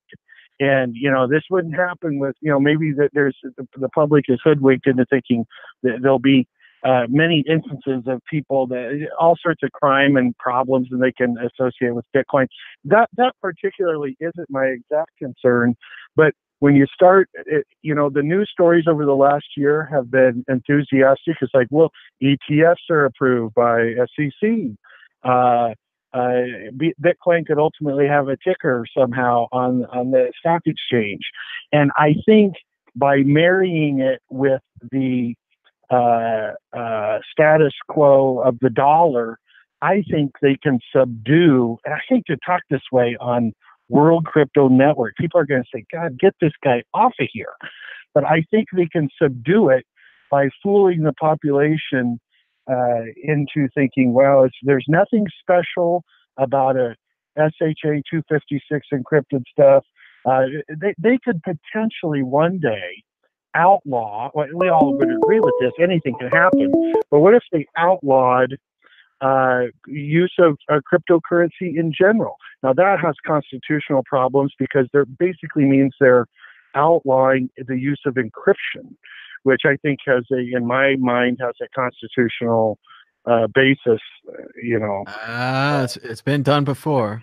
I just see this thing sort of snowballing because, in my mind, the richest people on earth, they absolutely do not want to see this stupid little thing with $100 billion market cap get any real traction. Again, I hate to be so negative. Negative Will from Nebraska. Well, I agree with you. There are larger forces out there. I don't know what they are, but I don't want to give those larger forces all of the powers in the world. They make mistakes too. They don't see things coming. They have bad plans. They can't trust each other. They have a lot of internal problems as well, just like any other organization. It's even possible that Bitcoin came by and no one could even notice that it was that way. But I don't think we're ready for the big crackdown yet. I think there is a possible, certainly I've read all the William Gibson books. I'm big into cypherpunk, cyberpunk kind of books. So yeah, in my mind, there's that internet history, cypherpunk future. We're all traveling around. We live out of our laptops. We trade digital currencies. We do work on the internet. It's a whole cypherpunk society. And they're always trying to crush the open and free internet people. They're always trying to take back our innovations. Certainly we saw it in the past. Radio, TV, even the internet, the very beginning, were democratizing forces. They were helping the smaller people. They became broadcasting. NBC has thousands of affiliates rather than just having one station and a guy broadcasting on the radio. The same thing for radio, television, internet is even starting to see it now. A lot of the shows I watch on YouTube are not independent shows like this. They're MSNBC or they're mainstream news or whatever. They're putting their videos right up with the crazy internet videos that we thought were going to be the future. But I don't think it's over yet. I think we've got more time, and I think there's a lot of business interest. This whole blockchain thing, they're doing a lot of legitimizing of Bitcoin. Certainly, I don't get the Silk Road thing anymore. People don't think I'm into drugs. They kind of think that I'm well, they used to think that I was well off, and now they probably think that I'm poor. So it's Yeah. a tough one, that I used to be well off or something like that. So it's changed a little. People are more interested, but I also do get a lot of I'm into Bitcoin, but I'm more into Ethereum, or I'm into Bitcoin, but I'm more into EOS or whatever it is. So we are seeing that, but I'm not sure we're ready for the big crackdown yet. So. Yeah, hopefully people won't put up with it. But, I have to tip my hat to you. I mean, talk radio, I don't know if they do talk radio on other continents, but in America, it has some traction. The fact that you're putting the effort into it, I'm trying to pay bills day to day. I don't think I could put the time investment into it that you are. But, I have to tip my hat to you. And I do, to end on a positive note, I do have to say, I completely agree. At the end of the day, no matter how much crap in the mainstream media they try to superimpose on Bitcoin, at the end of the day, the Bitcoin addresses are still there. Mm-hmm. Still takes 7,000 Milky Way galaxies worth of energy to crack, a private key in SHA 256. So when the adoption, the full understanding of what money is and what the difference is between Federal Reserve notes and Bitcoins or gold, these factors, even though I'm saying that we have not a foundational knowledge of it that's adequate for people to really understand what's at stake here. But I do understand those keys are going to be there and they're not going to get corrupted. So, I'm excited. So. Well, there we go. We've turned you around, Will. Nothing to worry about. Everything's going forward. And I do agree with you. I really do like talk radio. I think it's a good format. I think it's kind of like a community meeting or a town hall. And a lot of times people have their questions asked and answered by other callers. So it's a neat format. And of course, people can just call in on their own if they have a special question. So thanks so much for giving us a call, Will. Definitely give us a call in the future, and we'll see how this thing goes, right? You take care. All right. Thanks so much. And if you'd like to give us a call, I know someone was trying to call. You can try again. We only have the one phone line here, so if there is a caller on, you just kind of have to wait till the next caller. But we're trying to cycle them through. We're all kind of practicing talk radio here, learning how to be a good host, learning how to be good callers, and just enjoying this medium because thanks to Google, thanks to YouTube, I can do this relatively cheaply, and we can enjoy it together. Hello, caller. You're live on the World Crypto Network. What's your name and where are you calling from? Hi, my name is Rishi, and I'm calling from San Francisco. Hi, Rishi. How's it going? Seems pretty quiet there. Do you have a question or a comment about Bitcoin today? Yeah, so thanks for the radio show. And so I was listening to all the callers, and one thing that I have realized is lately I have, like, in general, I know that the whole price rise has been based on a lot of greed and everything, but I have seen a lot of infighting that has been happening. Like, I feel that the whole crypto world, at least the top 5, top 10, should get united as a decentralized way of doing all the decentralized ideology, rather than having an infight. Like, I have seen Bitcoin criticizing Ethereum, right? Like, or Ethereum criticizing Bitcoin, or Bitcoin Cash. They are all fighting within each other, and within the whole Bitcoin itself, the people are fighting within themselves. I think that has to reduce significantly right now, because of the way there's a lot of trust deficit right now with the whole cryptocurrency and this whole economy right now. So for people outside, so when you see from outside, people think that these guys are still not stable enough, and that's true, because, like, technologically we are still not prime time yet. And at this stage, I feel that it's very risky to always show infighting within the decentralized economy. So I think there is need of unity and bringing people together to build trust from now on. All right. Well, I think that's a great topic. We'll talk about it a little more. Your connection's a little quiet today, so I'm going to let you go. But thanks for the call. Should we be more united? I think on one part of that, with the altcoins, it's pretty easy to say that we're an altcoin and we're not Bitcoin. and we do something better than Bitcoin, and that's why we're an altcoin. So for an altcoin, I think it's not so much infighting, it's more about marketing, about differentiating yourself and making your product seem Bitcoin different than Bitcoin, the main product. As far as within Bitcoin, I think we could use less infighting there. I think if we united around an idea or a cause, like Andy was saying last year, we united around UASF. We united around No 2X.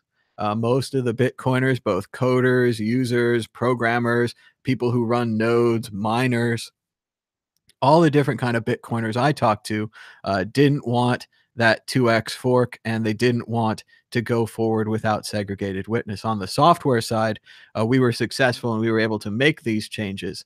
On the other side, as far as everybody else, I think it's going to be tougher than it seems to say come together. I definitely want to say it. I said it during the scaling debate. I thought we should have come together. I didn't think we should have split off into Bitcoin Cash and Bitcoin. I don't really care about Bitcoin Cash versus Bitcoin Satoshi's vision.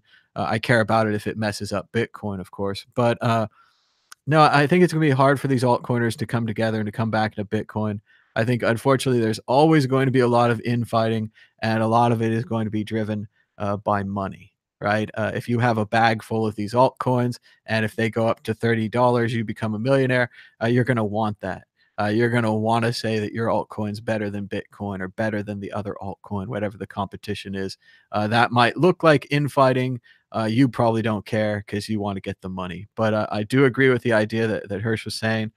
We need less infighting. We need more Bitcoin as a community.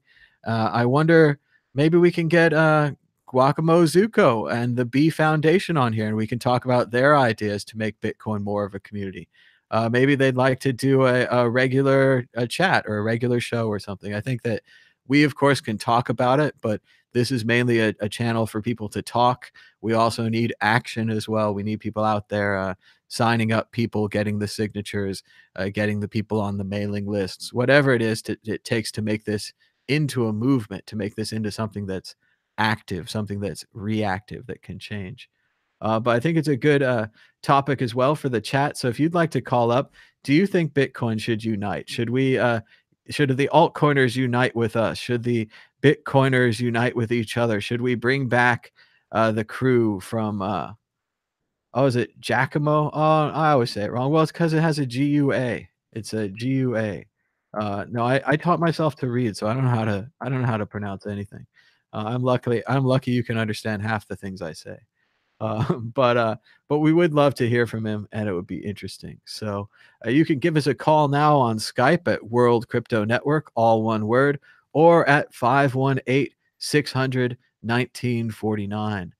Max in the chat says Bitcoin is open. The problem is the altcoiners can't read technical stuff. Well, that's not going to unite us. He says if they could, they would be Bitcoiners. I often wonder about that. We often talk about developers and how certainly if you were one of the top 10 or top 100 developers in the country, you'd want to work on Bitcoin. But then what are the bottom 90% of developers going to do? What are they going to do? They're not good enough to work on Bitcoin. It's a bit hard. It's like you start off in science and you're like, I want to do big science. I want to do massive experiments. I want to use the CERN particle accelerator. I want to do big things. And then, you scale it back and you're like, maybe I want to do high school experiments. I want to do basic experiments. So I think it can be hard if you can't find your place in Bitcoin. You could find your place at an altcoin. And it's a bit like Milton said, right? In the old book, he said, it's better to rule in hell than to serve in heaven, right? They could, these kids, if you're the king of, I don't know, ABC altcoin or Joe ABC or whatever it is, you're the king of it. You're the lead developer. You're the head. You do the interviews. You do the things. You're the one. But if you're just, some flunky reviewing altcoin errors, or you're reviewing error codes or something on Bitcoin, you're just a flunky. So I think people have to decide, but you're a flunky on the real project, right? You're a flunky on heaven, right? You're not a flunky on hell. So people have to decide where they want to be, and other people, you can't even see it at first. Maybe you come in and you came in through Joe's ABC altcoin.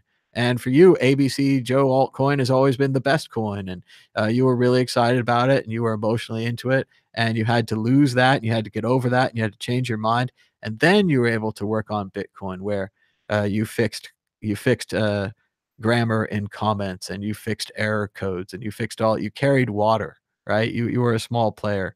I think people want to be a big player. So when they get the chance to run their own altcoin or whatever it is, like we're seeing reports now. I've met him a couple of times. He's a nice guy. Bram Cohen, creator of BitTorrent, is creating his own Bitcoin that's better than Bitcoin. And I think we're seeing the same thing. Wozniak, Steve Wozniak's trying to make one. Somebody else, I don't want to say Warren Buffett, but somebody else like that was saying, I think it was no, it was a Stallman. Sorry, I'm confusing my bearded heroes. Richard Stallman, creator of open source, creator of GNU and all the open source foundations, wants to make his own Bitcoin, but without a blockchain. I don't know how that works. But a lot of this is they're in the same boat. Stallman could just say, well, I'm going to work on Bitcoin because it's open source and it's cool, and I can put my ideas in there, and they'll be voted up or down by the mailing list, and we'll have an academic debate about it and all these kind of things. But I think people maybe like Bram or like Richard Stallman would rather create their own project, and they would rather be the king of their own project. So I think we see a lot of that. Certainly from an investment perspective, if you can buy Joe's altcoin at a penny and sell it at $1, you can make an incredible return. So a lot of people want that as well. And that's why they're rooting for their altcoin instead of rooting for Bitcoin. As far as Bitcoiners then becoming, stodgy old maximalists shaking their cane at the kids in these altcoins, I think, certainly we're all doing it to some degree. Maybe we should all stop. Maybe we should all do it less or try to be nicer about it. But in another point, like we've been talking about pretty much all day here, from Andy to the callers to the chat, Bitcoin is under attack. Bitcoin is under attack on all sides, on all forces, and all forms, and Bitcoin has no center. Bitcoin has no generals to defend it. It has no anything, right? Bitcoin is just a protocol. It's just a set of rules. It's a piece of software. And it just sits out there doing its job, sending transactions around. Miners confirm those transactions. Nodes verify those transactions. And the system just keeps running as long as we can keep it running. And if it becomes more popular, we were talking about today, should we help it become more popular? Should we educate people? Should we stand on the sidelines and let Bitcoin become more popular or not popular on its own? These are different philosophies, different ideas on what we should do, how we should interact and change with the world. But I think we should. I think we should keep talking about Bitcoin. I think it's still interesting. I think it still has a chance to change the world, but the price now is down. Lots of people, like we were saying in the Michael J. Casey article, the people who got wiped out this time were not just crypto libertarians or early Bitcoiners, although I still do cry for them. It's not just, it's a sad thing if anybody loses money. It's not just a sad thing if Joe Blow loses money. It's still sad if the libertarians or the crypto anarchists who got here first have lost money. But all these people just wanted to get rich. They didn't really want to use an internet currency. Most of them probably didn't even make a send on their wallet.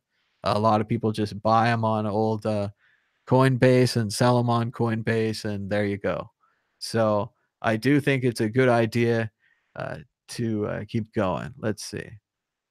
They want me to read the chat. I'm going to check out the chat for a minute. We might be heading towards the end of this show if there aren't a lot more calls.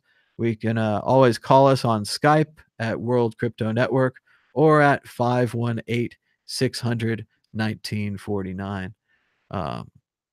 Let's see what you guys are saying. They said it's not cutthroat enough. You guys said the same thing earlier. Yes, I know that it wasn't very cutthroat. It's supposed to be fun and light, and I think it was. I did have the Ali G idea. We did get pretty close to it this time, which is pretty good for a crew of 2 people, me and Dan. So and in a strange, unfamiliar environment that wasn't exactly welcoming to us. People got really mad that I was going to embarrass, or they got mad about the idea of it. I hear you, but people got mad about the idea. They're like, "Oh, you're going to embarrass the people and you're going to be mean to them." And I was like, "No, I'm not going to be mean to them. I'm just, poking fun at them. If they're prepared to talk about their product and if they understand the technical underpinnings of their product, then they'll be fine. They won't look like idiots. But if they don't, yeah, I would make them look like idiots." And people were all upset. They didn't like that. They didn't like that idea. So, but we're still open to it. We're still working with it and flexing it out. The idea. What's so interesting that I would say, as a person that went out there in the costume and everything, I thought I was wearing kind of a ridiculous outfit, looking like a, I don't know, crypto yachter or something like that. But people dug it. It's funny, you think, oh, I'd never wear that silly hat and I'd never wear all those kind of things. But no, people were right well into it. People wanted to do interviews with me. They wanted me to interview them. Maybe they just wanted their product or whatever to be on a show and get promotion. But I think a lot of it had to do with the crazy hat. It had to do with the glasses and just the attitude that we were lifestyles of the rich and blockchained. We were there to present a certain feeling, and we presented that feeling. So I thought it was fun. Oh, you didn't like that segment? Oh, it was okay. Come on, Max. We got her to volunteer. She did that again for free. But yeah, he says t-shirt with a blazer, standard conference attire. Definitely say the having a jacket like a sport coat made you much more welcome there. And I've noticed this in Vegas as well. If you want to get respect in Las Vegas or maybe even anywhere out in the world, just put on a suit. It doesn't matter if it's a fancy suit. We got our costumes, of course, for that show. We got them at a thrift store there in Malta. Surprising that Malta actually has thrift stores, right? That's funny. But we did manage to find one, and we got a couple of nice looking suit jackets to try to make us fit in. And it really did. I think it's a great, fun video. Crypto Daddy is back again. He says this is a typical crash. Watch the market tomorrow. They go hand in hand. So he thinks we're going to be fine. Guest at Nur says they should get off my lawn, you young kids with your altcoins. And it can be tough. Can be tough with these altcoins. Like the guy was saying, we should be nicer to them and be friends. But at the same time, we all think they're bag holders, or we all think they're duplicating Bitcoin technology, or maybe there's a reason their project won't work, or a reason people won't want their tokens. But we just have to wait and see how they go. Oh, people who are resubscribing and then or unsubscribing and resubscribing. Well, welcome back, everybody. I think it was we're still working on some issues with the new YouTube Premiere settings. We're trying to do more scheduled videos, more like have a video ready every day, even if we're not here, even if we can't do the live show like we want to. And so Max scheduled a lot of videos, and this definitely YouTube just created the Premiere section, so it's not very well anything. I don't know. It's not very well set up, and so it did go ahead and put a bunch of what looks like spam into our feed. Also, Max has been doing some basic, more educational videos lately, more like a single topic, something for new people. And if you're an old Bitcoiner, I get it. You don't have to watch these, but you don't have to like throw the whole channel out.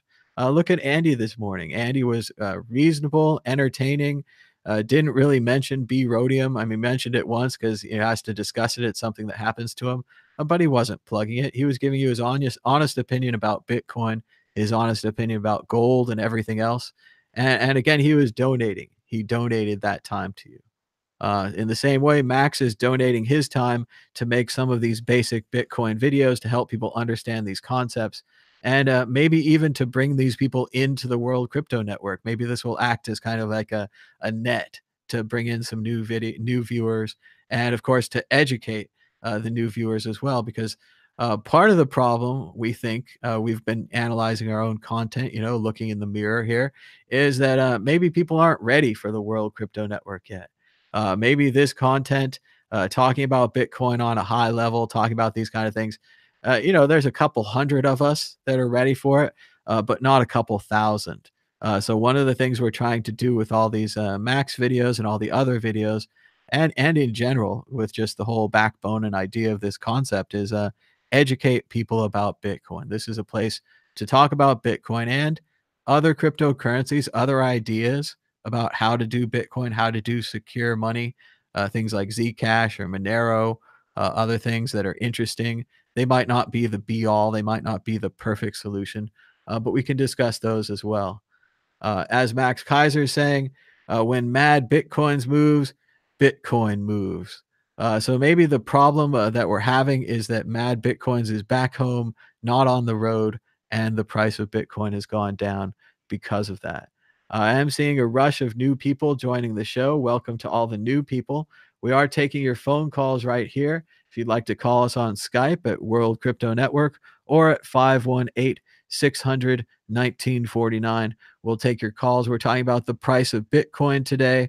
We're talking about whether Bitcoiners should be nicer to altcoiners, if Bitcoiners themselves, like Bitcoin cashers, Bitcoin SVers, and so forth, if they can come together, if we can all come together. We're also talking about the price of Bitcoin, if it's gone through the floor, if it's coming back, why it should come back, why Bitcoin's a good thing, so on and so forth.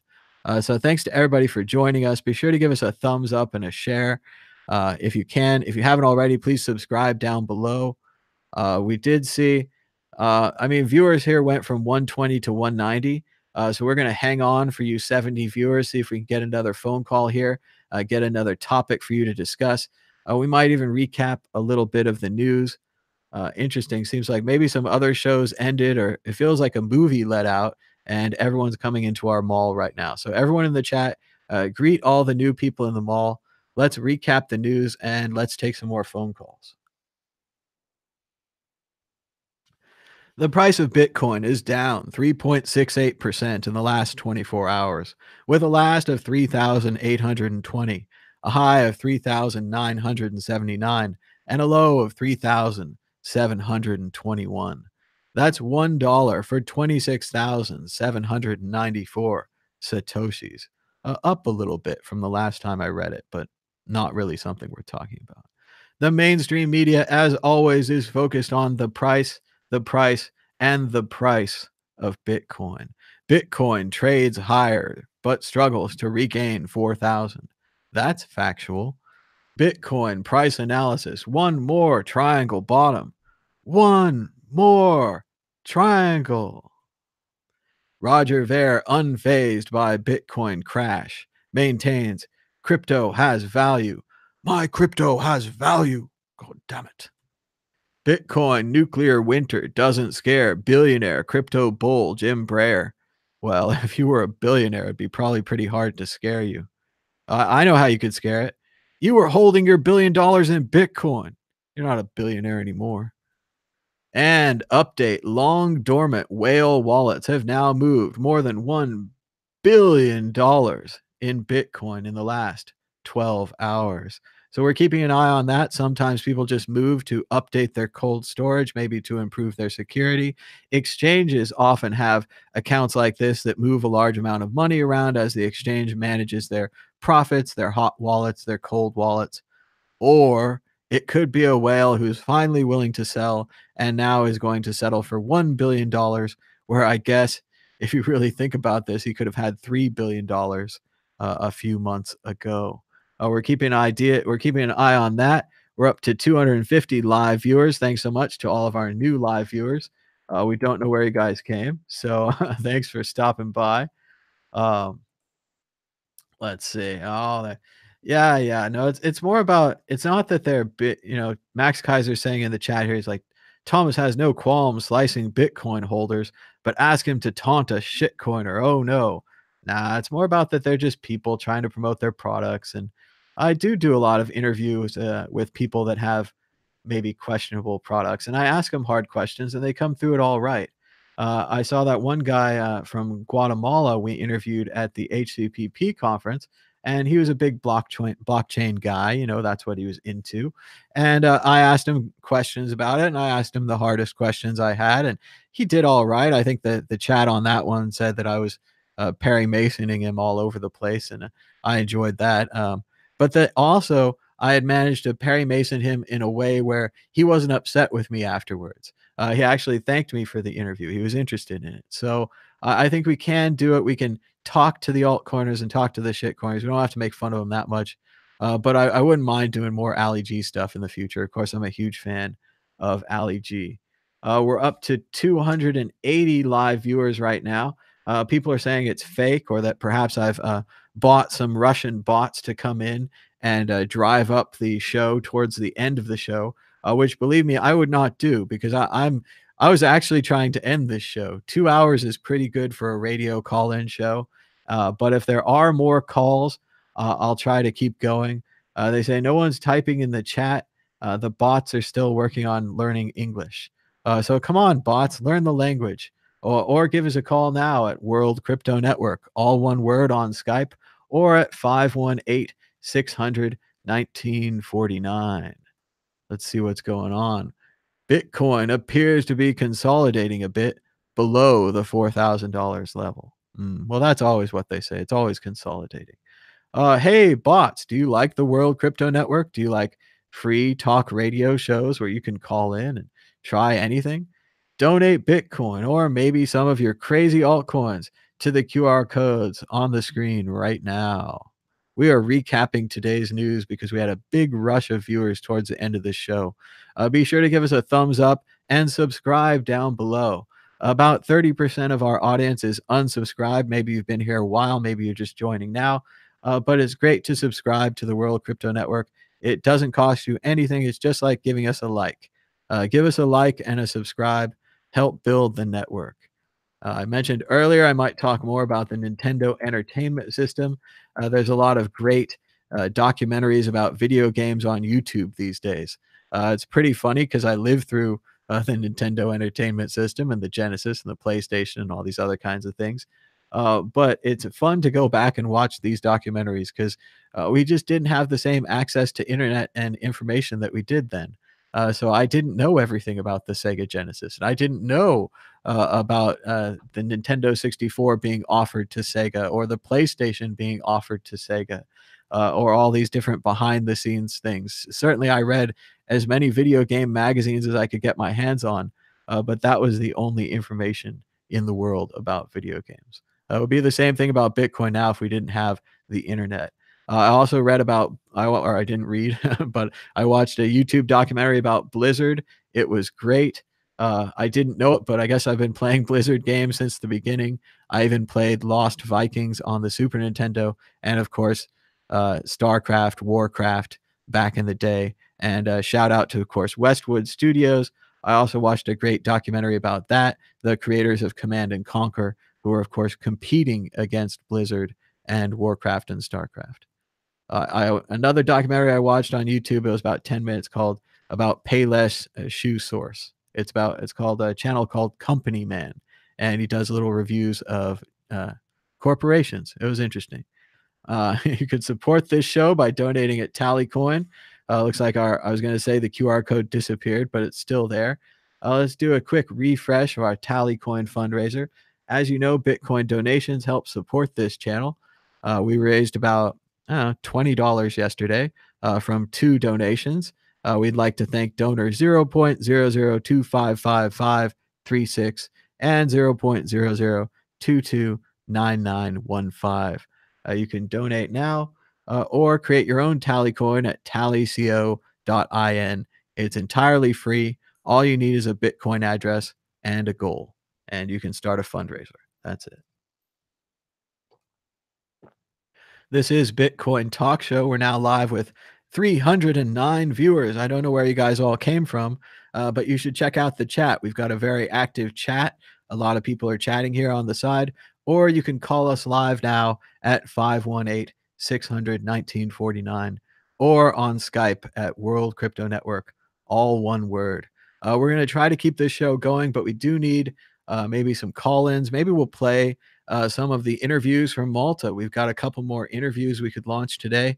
How would you guys like that? Exclusive, brand new interviews on the World Crypto Network.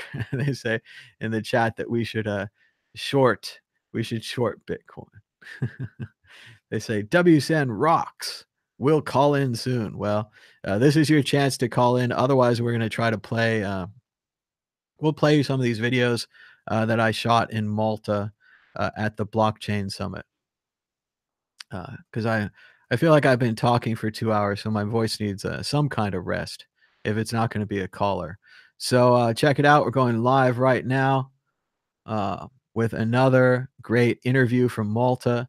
This is a short one we did with my friend Alejandro de la Torre. I guess I should get him to tell me how to say his last name too.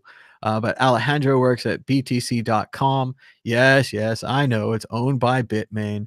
But he's a good guy. They're building a nice wallet over there. It takes Bitcoin. You can hold your own private keys. So let's check out the latest interview on the World Crypto Network. I just told it to go public, but it is not showing up on the list. Let's see if I can get a copy and paste to work. But we're going to play this interview for Alejandro. They're asking in the chat, is it too early for merchant adoption to be a good idea? Part of the problem with merchant adoption, from my own opinion here, is that, oh, that's good. You're not authorized. Echo. Okay, so stop that. Computer's running really slow. Come on, computer. But yes, merchant adoption and Bitcoin. Part of the problem with merchant adoption and Bitcoin is that it's a chicken and an egg problem. And how do you solve a chicken and an egg problem? Well, you solve it from both sides, right? You provide the chicken and you get the egg. So in that case, for merchants to really take Bitcoin, what you need is for the merchant to accept Bitcoin and the consumer to have Bitcoin. You also need the merchant suppliers to be able to accept Bitcoin. So if you think about overstock.com, their people are ready. They want to pay them with Bitcoin. Overstock's ready. They want to accept the Bitcoin, but Overstock suppliers are not ready. Overstock's going to have to convert that Bitcoin back into fiat to buy more widgets or whatever it is that Overstock sells. And once they've done that, then they'll be ready to accept Bitcoin. So it's very hard to do merchant adoption. That's why it was so surprising to see Bitcoin Cash and so many other people talking about how they're going to do merchant adoption and how easy it was going to be. And I never really saw it that way. I think it's much harder to do merchant adoption and Bitcoin. I think that once again, Bitcoin's a Swiss Army knife, and there's many great ways to promote Bitcoin and many great ways to use Bitcoin. But we're going to have to wait and see if we can find those. We're going to have to wait and see which one catches on first. We don't know which one will catch on first. I'm having trouble getting this other interview to load, so maybe we'll just check out this classic interview from last year at HCPP. You can see Tone is getting ready to take off there, and he's going to be replaced by Peter Todd. So let's watch a little bit of Mad Bitcoins with Peter Todd. Be sure to give us a thumbs up and a share. And if you've never been here before, please subscribe down below. We do videos like this every day. Now, I'd like to talk about my bag. I just bought this bag, and it's incredible. It's upside down, but it's got Bitcoin, Litecoin, some kind of diamond-shaped logo I'm not familiar with. Maybe some of you have heard of it. But this bag, which also has a laptop sleeve inside, it folds in half, looks great on your arm. This is the world's first bag that's on the blockchain. I was included a QR code with a unique identifier for this bag. Here it is. Not going to show it because I don't want you to steal my bag. But this is a cryptographically owned and proven bag. I'll soon be registering it. And if you want to steal it, you'll have to steal my key and transfer ownership of this bag on the blockchain. So check that out. The Bitcoin bag, only sold here at Carolyn's Polis. But now we have a new guest who needs no introduction, but we'll introduce him anyway. Peter Todd. Oh, nobody claps for me. So thanks, Peter, everyone. My brother from another mother. We're twins, as we discussed last night. Welcome to the show. Thank you. Be sure to talk really close to the microphone and talk really loud so you can out-project even me. I'll do what I can. All right. So we've got Peter Todd, the contrarian. Let's start with the hardest questions first. Let's go right to it. We were both at JJ's presentation at the Breaking Bitcoin conference in Paris. And as you all know, JJ won the conference. He broke Bitcoin. He did it on stage. He wasn't supposed to. He told the organizers he wouldn't. Elizabeth Stark asked him questions before you. She was very physically and verbally upset. She was mad. She's one of the organizers, and she felt lied to. But JJ overloaded a node by sending it too much traffic, filling its RAM. The node crashed. This could crash many other nodes. He kind of said 3 out of the 4 implementations had a fix. Fix hadn't been deployed yet. And I think you started asking about industry standards. So what are the industry standards for disclosing vulnerabilities? What should JJ have done? What did he do? Well, I think actually the industry standards aren't necessarily the interesting thing there. Right. Like what I kind of asked JJ was essentially, going through, who did you disclose it to? When you went and told people, I will go disclose it later, I will give you time to fix it, et cetera, et cetera. Obviously you're setting a precedent. You're saying, well, I will go work with you to get it fixed out. And so that when I do disclose, which, should happen at some point, the network isn't vulnerable. Now, what JJ didn't seem to know was that Bitcoin Core was already aware of that problem and had already, the reason why we rewrote that database was to fix that issue. So that was all well in the process. And his timing was a bit interesting because it was right before he knew that version 15, which had the fix, would get released. Version 15, which also knocked all the SegWit 2x nodes off the network until another questionable thing happened. We should get into that as well, because that's not quite an accurate way to put it. But so from the point of view of JJ, for him to do that disclosure in that way, it's very obviously political. He did get to a bit of a pitch at the end of the speech. He said we shouldn't have a centralized Blockstream core development team. Sorry, I said it wrong. Bitcoin core development team. Everyone gets mad if I say it wrong. But he said no centralized. He wanted 4 or 5 teams working on it. He seems to think that's the current better model. What would you think about that? The fact that multiple of those decentralized teams that do exist were vulnerable to this same problem goes to show that, re-implementing stuff is not a magical fix. And in fact, the nature of consensus systems is a consensus system only works if it's in consensus.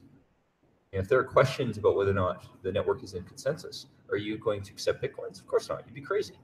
This is why on Ethereum, which does have multiple implementations, every time that there's a consensus failure, the first thing that exchanges do is hit that big red button and immediately shut everything down. And I'm sorry, but that's not a scenario where having multiple implementations made something more reliable. It makes it less reliable because there's more ways that it can go fail. Similarly, even if you try to run multiple ones at the same time, try to average them out or something, well, I'm going to pick a different set of consensus systems than you will. And so my one will fail in different ways than your system will, which means that from the point of view of the guys trying to fix it, now they have, n squared more possible problems. Possible ways this can all fail. So I'm sorry, but the reality is for the type of system that Bitcoin is, adding that kind of redundancy does not help. And this is seen in experience elsewhere. We have NASA software standards where they try to do this exact same concept, multiple implementations to go and say control the flight software instead of shuttle or something. And the reality is, even in their case where they don't need consensus, they still find that they can't get more reliability to the same extent that they expected. And this sounds like the same kind of NASA system that sent one of our Mars rovers underground. They didn't convert the units, and the rover did exactly what it was told to do and plummeted into the earth because of a meters to miles. Underground is a very nice way to put that.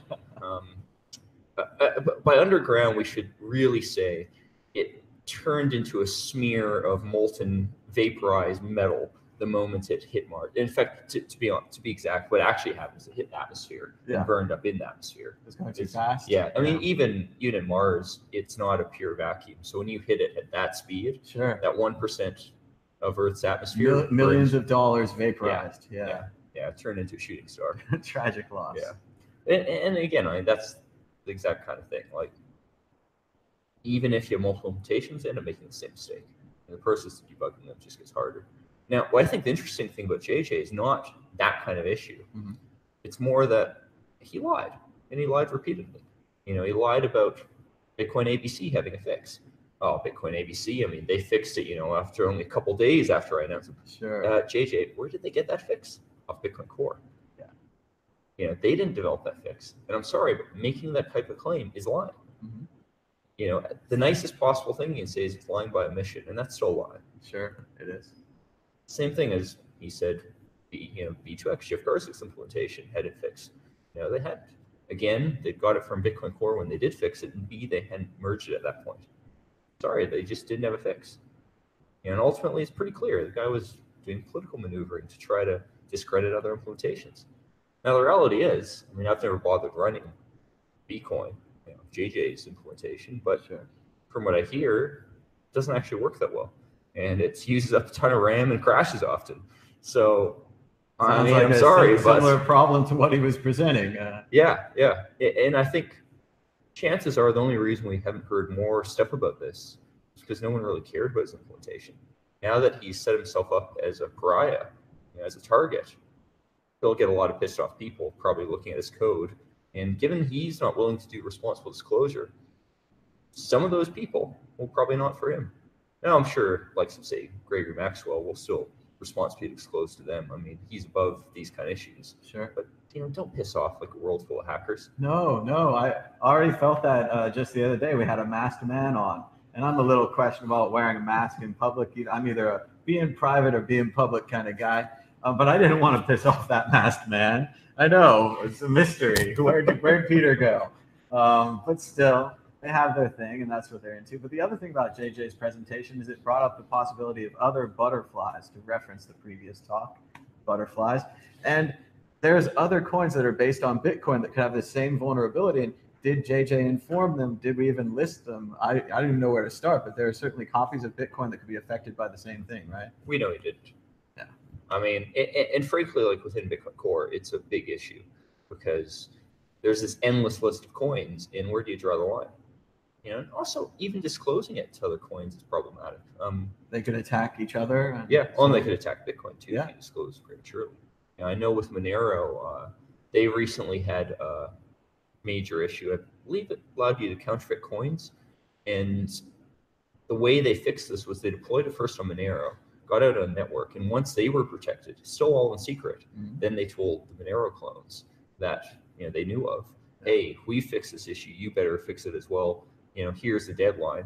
And as far as I know, everyone that they were able to go through this process with did fix it in time. So, and now just to compare this to other security vulnerabilities, I know in generally software, there's kind of a question, should you tell everyone? How long should you wait? Maybe you told Microsoft, but they won't fix it. So you make a website or something like the Heartbleed bug comes out that's so big, they don't know how to fix it. Where do you stand on this? Should people expose vulnerabilities to the public, or should they try to work with the companies? I think it's a case-by-case basis. And this is part of why I say the interesting thing about this JJ situation is not the disclosure. Yeah. Had JJ gone from the start and said, I'm just going to disclose this immediately, I might not think in that particular case he did the right thing, but I wouldn't say that in general he'd done the wrong thing. Because if you disclose it immediately, your goal is obviously to get the fix as soon as possible. Everyone freaks out, they drop what they're doing, they fix it. The other option is to wait. So JJ waited. And the main thing is just, be consistent and don't lie to people. If you tell people, I'm going to go wait, you should actually wait. Or at bare minimum, at least ask them before you do a presentation. In some cases, disclosure right away makes a lot of sense.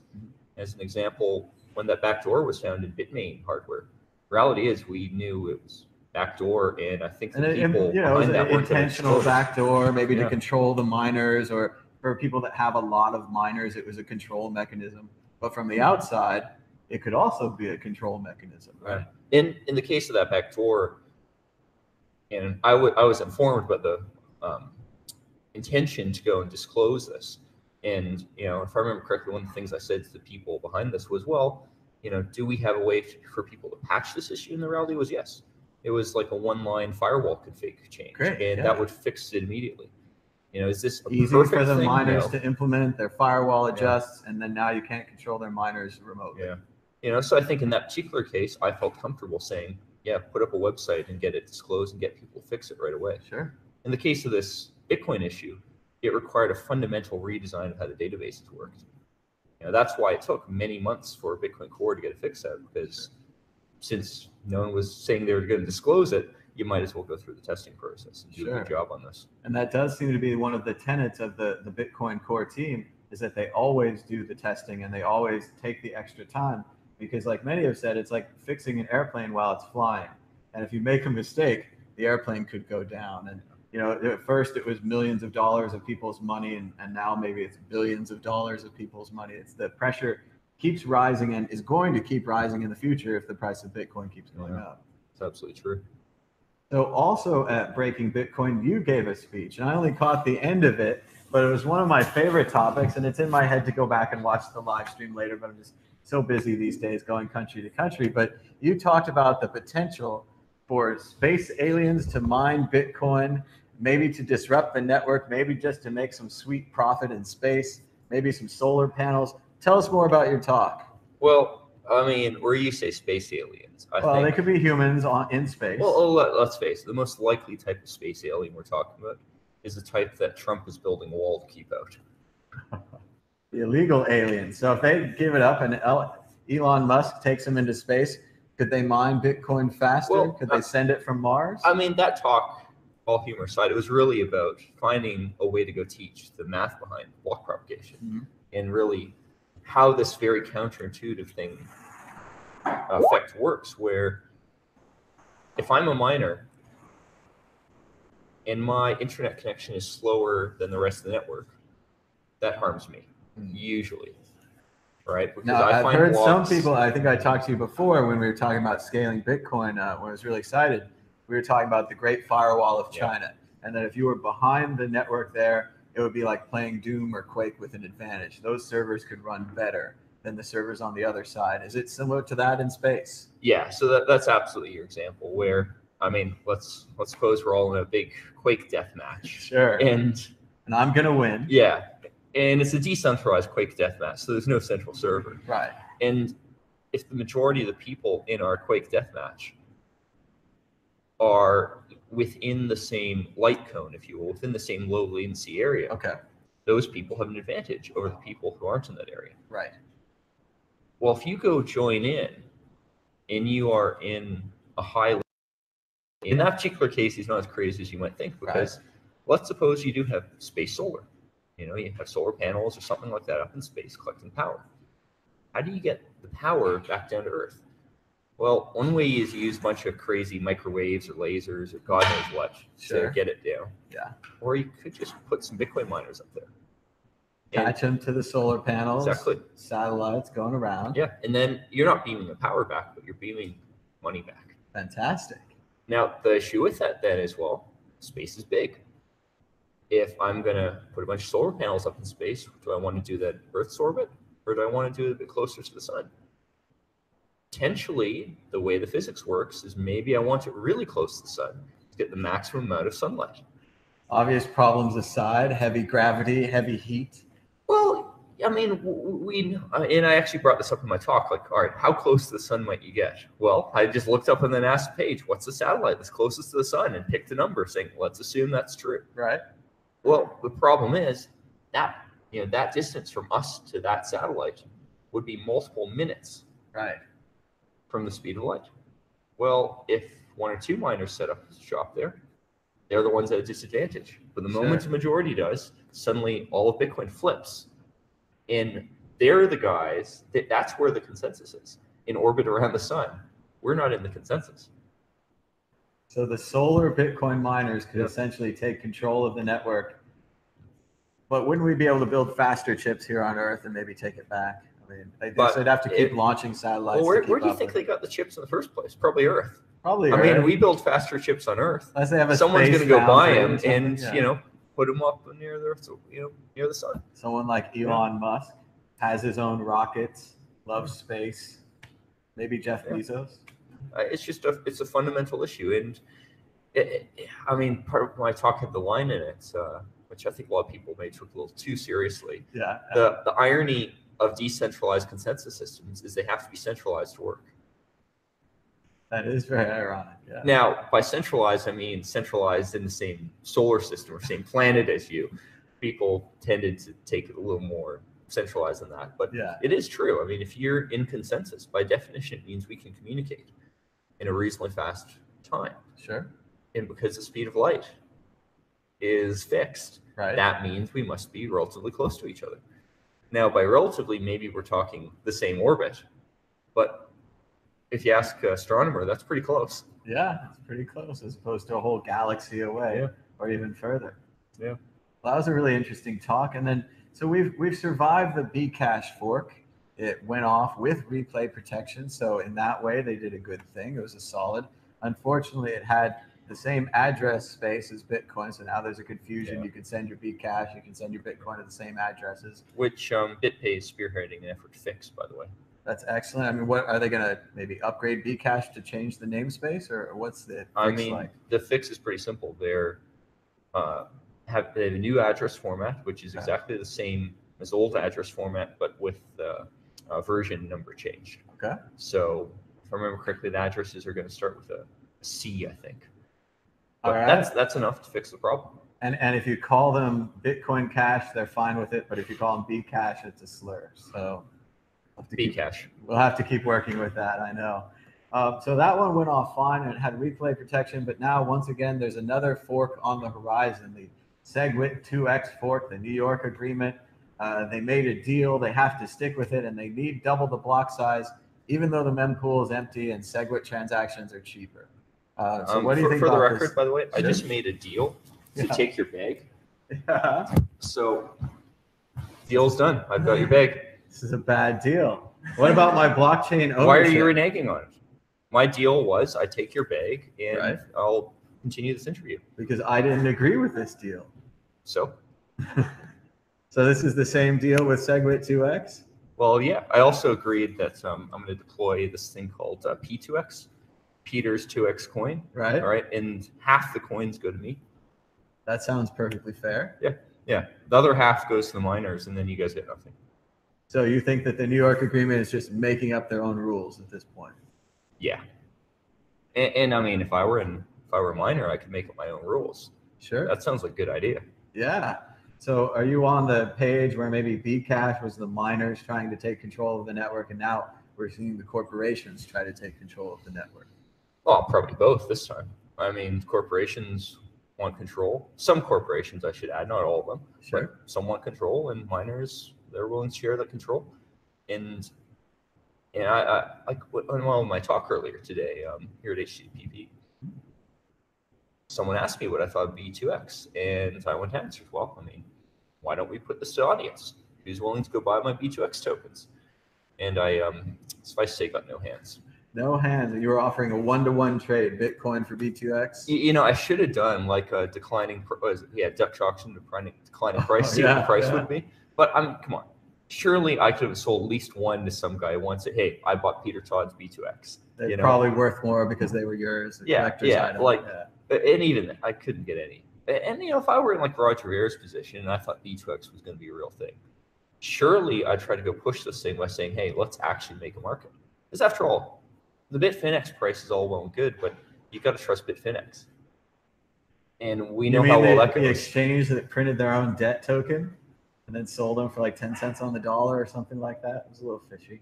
Well, I mean, that's another issue. Although point out the alternative there was bankruptcy and you'd lose everything. It was essentially it's a good alternative. Yeah. But I'm not going to say it was legal, but I will say it wasn't crazy. At least it worked. Yeah, it wasn't. Yeah, legal, it worked. But you know, I the proof's in the pudding there. I mean, if people aren't willing to go buy a token, then chances are it's not worth much. And more importantly, saying that's Bitcoin when the market has obviously said it's not worth as much as Bitcoin, that's straight up fraud. And I think you said that in your speech, and we were talking earlier today how Roger said on GitHub that Bitcoin.com would be listing B2X as Bitcoin with the ticker symbol BTC. And just in your talk, I have the quote here, I wrote it down. You said, I'm sorry to say, but disguising B2X to something else is fraud. It's making fraud possible. Thought that was wonderful. You said it better than I did. You have to slow down. It's about the intonation. It's about the intonation. That's it. Yeah. So part of my discussion there was how the fact that it looks like they may be committing fraud on this contributes to their problem of getting developers. If I'm a developer and I'm kind of a pansy who's not really that courageous or anything. The girl's gone. You could say it. It's fine. Yeah, I'm just like a little soft-shelled wimp. But yeah, I'll go look at the SEC and the FBI and think, do I really want to be doing things that look pretty fraudulent, having my name on it by developing this B2X thing? Maybe I'll just keep working on core. And that is certainly, I don't think, the only reason why there's no B2X developers, but I'm sure it's one of the contributing factors. It's probably 4th or 5th on the list because, we're all courageous, manly men who go ride horseback shirtless. She might watch this later, so yeah, let's pipe. Yeah. It's like, there's just so many things wrong with the B2X project.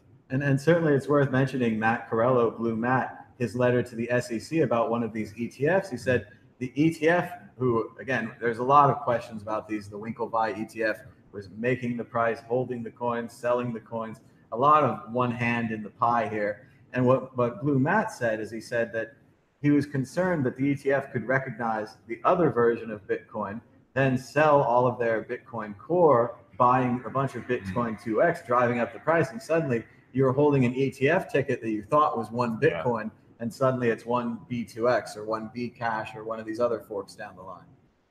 Matt Corallo, he got a lot of shit from people for saying that. Oh, you're not a cypherpunk, et cetera, et cetera.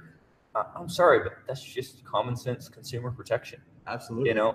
You can be a cypherpunk as you want, but part of my view of being a cypherpunk is if people choose not to be, I'm okay with that. Well, I get called a statist all the time. You mentioned consumer protection. One of my idols is Ralph Nader, who brought us seat belts and airbags and consumer protection for a while before the recent administration. We even had a consumer protection agency started under the Obama administration whose task would be to protect consumers from corporations. And I know the libertarians in the audience are saying, let the market decide. Let the market decide. Who cares how many babies we serve poison milk to? We have to wait till 150,000 of them die, and then we'll act on it. But to act before, to try to save those babies or to save people that won't put their seatbelt on or won't pay the extra $1,000 to get airbags, but they could get a sweet stereo. This is a nonsense nanny state thing. But again, that's where I am. I'm a horrible statist. So Peter, you're in the seatbelt category, or what's speaking as a crazy libertarian, I think if people go choose to buy into a system of consumer protection, great. After all, Bitcoin's consumer protection. I am protected from all those people trying to steal my private information. For some transactions, that's more important to me than being able to call up my credit card company and say, yeah, I definitely didn't buy that laptop that's sitting on my bed right now. Please reverse the transaction. Sometimes that type of consumer protection works. Other times, that's not consumer protection at all. Bitcoin provides an option that complements the existing system. So one-way send. Once I send my Bitcoin, it's gone. I better have gotten my product for it. Otherwise, it's gone. Like the PayPal example I brought up earlier, I sold a very small bit on eBay years ago. The guy claimed he was hacked. Maybe he was. Maybe it was his buddy. And he took my Bitcoin. PayPal took my PayPal money. And I ended up with an empty bag. You weren't exactly protected. I was not protected by PayPal or eBay. They didn't listen to my side at all. I sent them a one-way transaction. It was gone. I was in the process of transferring my money to my account. But as many people know, PayPal has the power to freeze your money at any time. And they don't really care about your story. And unfortunately for you, I heard your little spiel about this bag being protected by the blockchain or something. The ownership can be verified. I hate to say this, but that ownership doesn't really translate into the physical world. So when I go walk out that door with your bag, I don't think anyone's going to give a rat's ass that it was recorded on the blockchain. Fortunately, I have security, and they will scan your card and say, no, sir. I suspect the number one thing that's going to prevent me from walking away with your bag is because I'm saying I'm about to go steal your bag live on the World Crypto Network. The evidence, which I will have, will be insurmountable. Come to think of it, here you go. Well, if you gave me my bag back, I have to give you a gift. I'm not sure we're done yet because I want to go back and talk about Jeff Garzik and the 0.15. But while we're giving out gifts, I have a special gift here from CryptoHWWallet.com. I'm sure you have a Trezor wallet at home, maybe in a hidden location or maybe not in your home. But would you like a brown or a black leather case for your Trezor wallet? I think I'm going to go with black, like the future.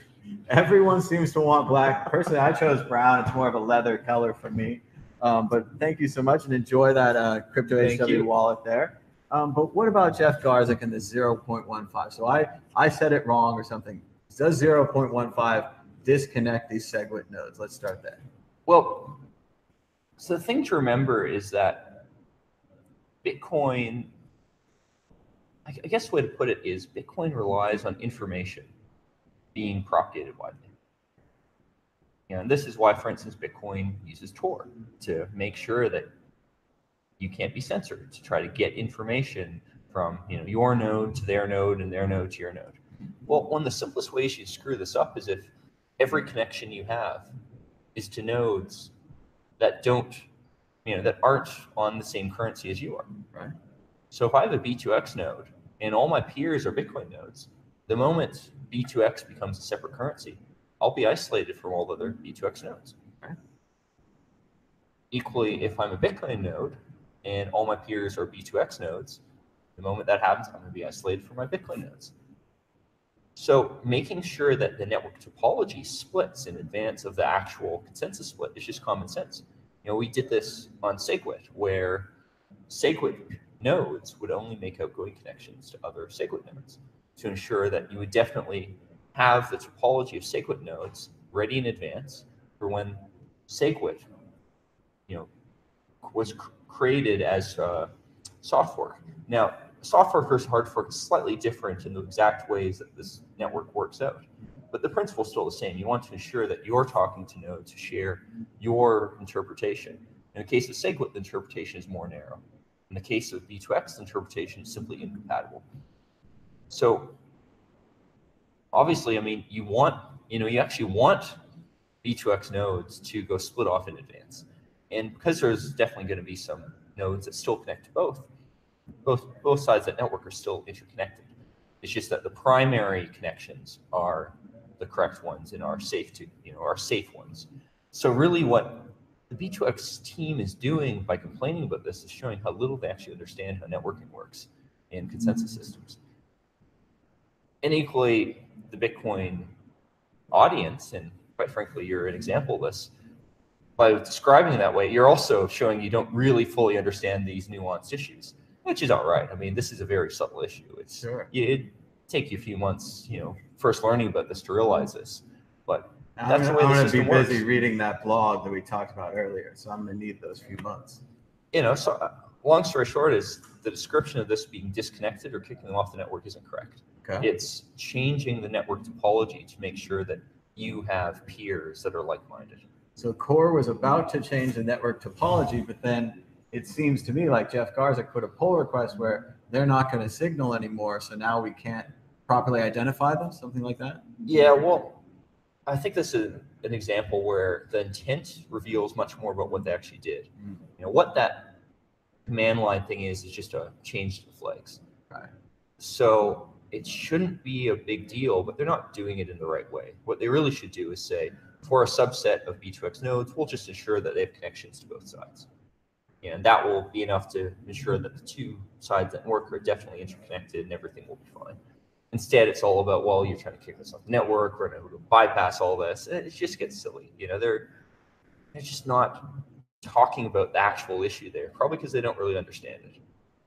And why don't they understand it? Well, because they don't have any devs. You got Jeff Garzik, who didn't even do the recent rebase for version 15. Some other unknown guy did it. Gavin kind of dips his toes in once in a while, but it's nothing compared to the dozens of devs that Bitcoin Core has working every single day, reviewing things and so on. And it's hard to keep up with that. So they've had two kind of sneaky moves with the 0.15 thing, and then now Roger with the labeling issue.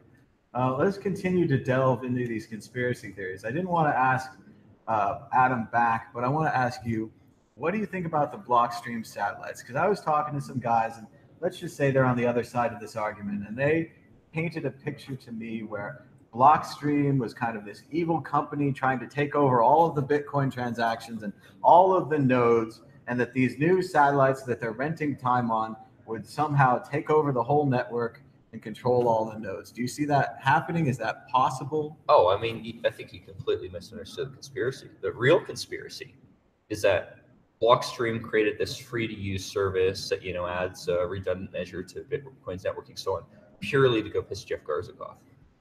I mean, every day I wake up and think, you know what? I'm going to make the world a better place. Make Jeff Garzik unhappy. And this is, of course, because Jeff Garzik had the bit satellite idea, made a couple speeches about it, but never actually made it. Now, Blockstream, I think Jimmy Song on our network already set up his satellite dish, is receiving the transactions in a passive way. Then you could send your transactions with SMS. This would work in places like Africa with bad internet. I never saw it taking over the whole network, but I wanted to float their idea there and see what you thought. I mean, it's just silly to this is like saying, I'm going to go and start up a new ISP. So obviously I'm going to take over the Bitcoin network.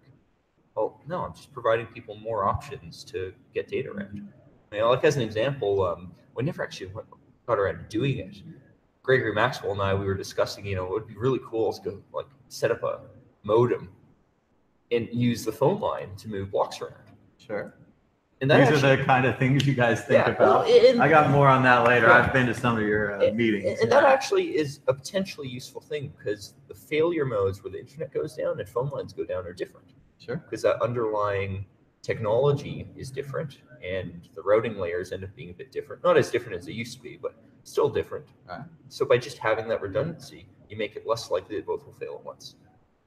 Blockstream satellite, frankly, most of the use of this, I mean, the Africa thing is all well and nice, but I think the main thing it really does for Bitcoin is it provides a redundant way of getting block data around to ensure the network stays in consensus.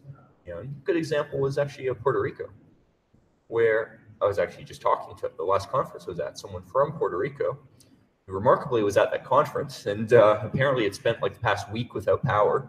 Wow. And he was telling us how once they did get power back, they found out very quickly that within the island, they had networking. The internet was up within the island, right, but the links from the island outside were down.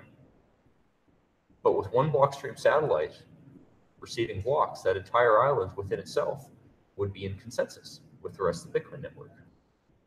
And that's a very powerful thing. It just makes Bitcoin that much less likely to go fail for people.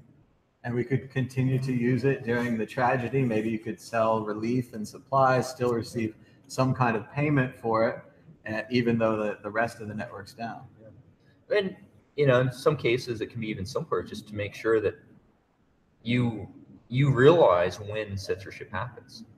You get that extra opportunity. Whereas if you don't, there are attacks you can do.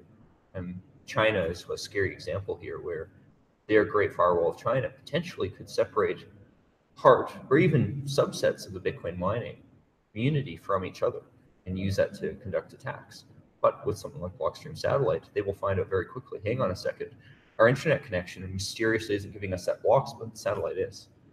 And it would take almost nothing. They just need one satellite to check, and then the rest of their computers could propagate. And also there is upload bandwidth on the satellite. So while it's not fully there yet, long-term plans apparently are to allow you to upload both blocks and transactions to the satellites from anywhere, in which case they would repropagate this. Now, how big or how expensive a satellite rig would you need to send data? Because I've seen the ones they're receiving on, it looks like the old dish network, TV network. That's a one-way, it just comes down, right?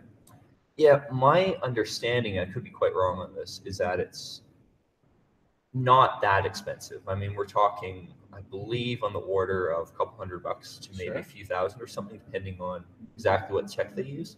But, the big story there is that because Blockstream has reused existing satellite technology rather than launching their own, everything just becomes way cheaper. Jeff Garzik's thing was use these little Pico satellites with a Bitcoin node running on them. And sure, that makes for great PR, but it doesn't make that much idea. sense. I saw the presentation. Yes, it was very exciting. I love space. So. Yeah, it's very romantic, but the practicality is, all right, you've got these little 10 centimeter by 10 centimeter, small satellites up there. Well, they crash back down to Earth pretty quick. Yeah, you have to keep launching them. Yeah, they're relatively low. That's an ongoing cost. They're not cheap. Whereas just renting bandwidth that already exists and is getting used less because less people have satellite TV services, for instance. Sure. Just makes a lot of sense. could take over that whole industry, just buy the satellites. And for the record, that wasn't Jeff Garzick's idea. You know, I mean, it's a pretty obvious idea. There's satellites. Obviously, you're going to try to use this for communication. The clever thing Blockstream did was really about the coding. And the coding is such that if you're offline for, I believe it's up to 24 hours, they retransmit the blocks using this special encoding that, provided you get 1 day's worth of data, you can extract all those blocks no matter what part of that data set you collect.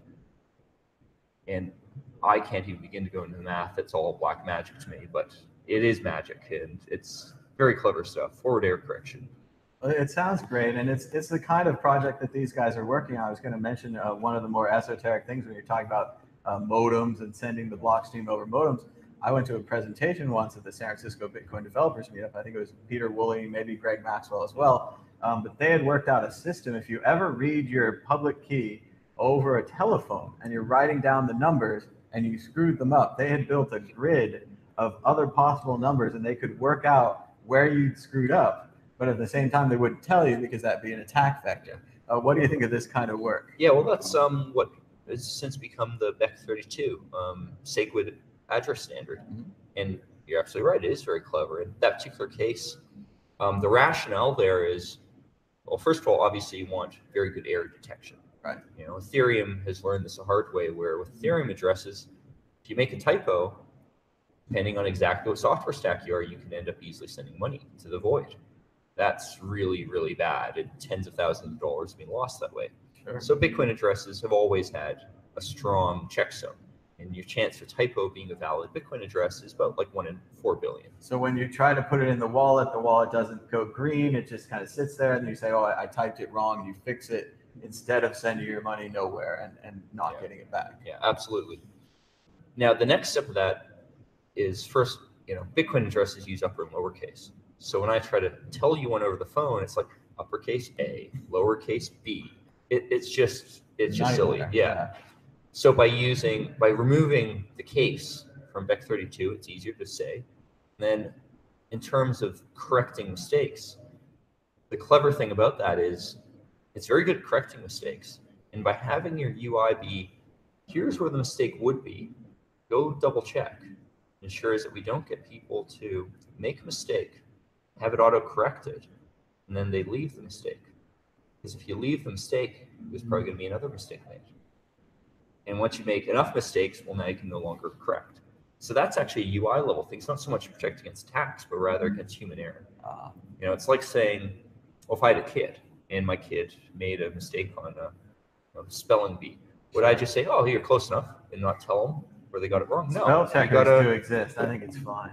Yeah, well, you know, you got to have that feedback process to go and help you improve that source material. I mean, it's why when I use a spell checker, I don't accept the corrections. I go back and actually go correct it. And if you've ever seen my tweets, obviously I need a lot of work and a lot more practice with my spell checkers. It can be tough. I really hate the little squiggly lines, but I have to do it. Everyone complains if you misspell something. It's almost as bad as if you mispronounce something, which I do all the time as well.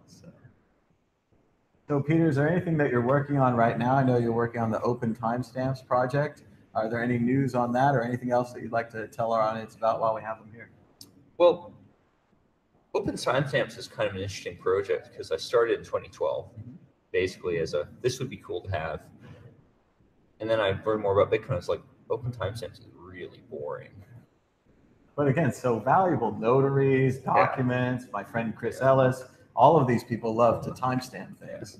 Yeah, so, you know, about a year ago, actually about a year and a half ago, due to a request by my clients, you know, I'd already done a re-implementation so they could re-implement it themselves. And I finally decided, you know, I got to sit down and actually work on this. So I'm now in the position where I've actually got funding to do work on Open Timestamps and polish it and do all that really boring stuff that makes things usable. So why don't you tell the people what Open Timestamp is and why it's not so boring? Yeah. Well, you know, you've often heard in Bitcoin, you can go and timestamp things with Bitcoin. You prove when data existed. And the traditional way of doing this is create a transaction output for this. That costs a pile of money. Open Timestamps essentially crowdfunds those transaction outputs in a sense, where everyone who needs a timestamp submits it to a set of calendar servers that then aggregate all those timestamps together, or timestamp requests together, and then do one Bitcoin transaction to timestamp all this stuff. And the other thing it does is it records that information in perpetuity so that you can go back after the fact and actually get your proof linking back to Bitcoin. Long story short, this means if I want to create something that will get timestamped to Bitcoin, I'll be able to know when it was created indefinitely.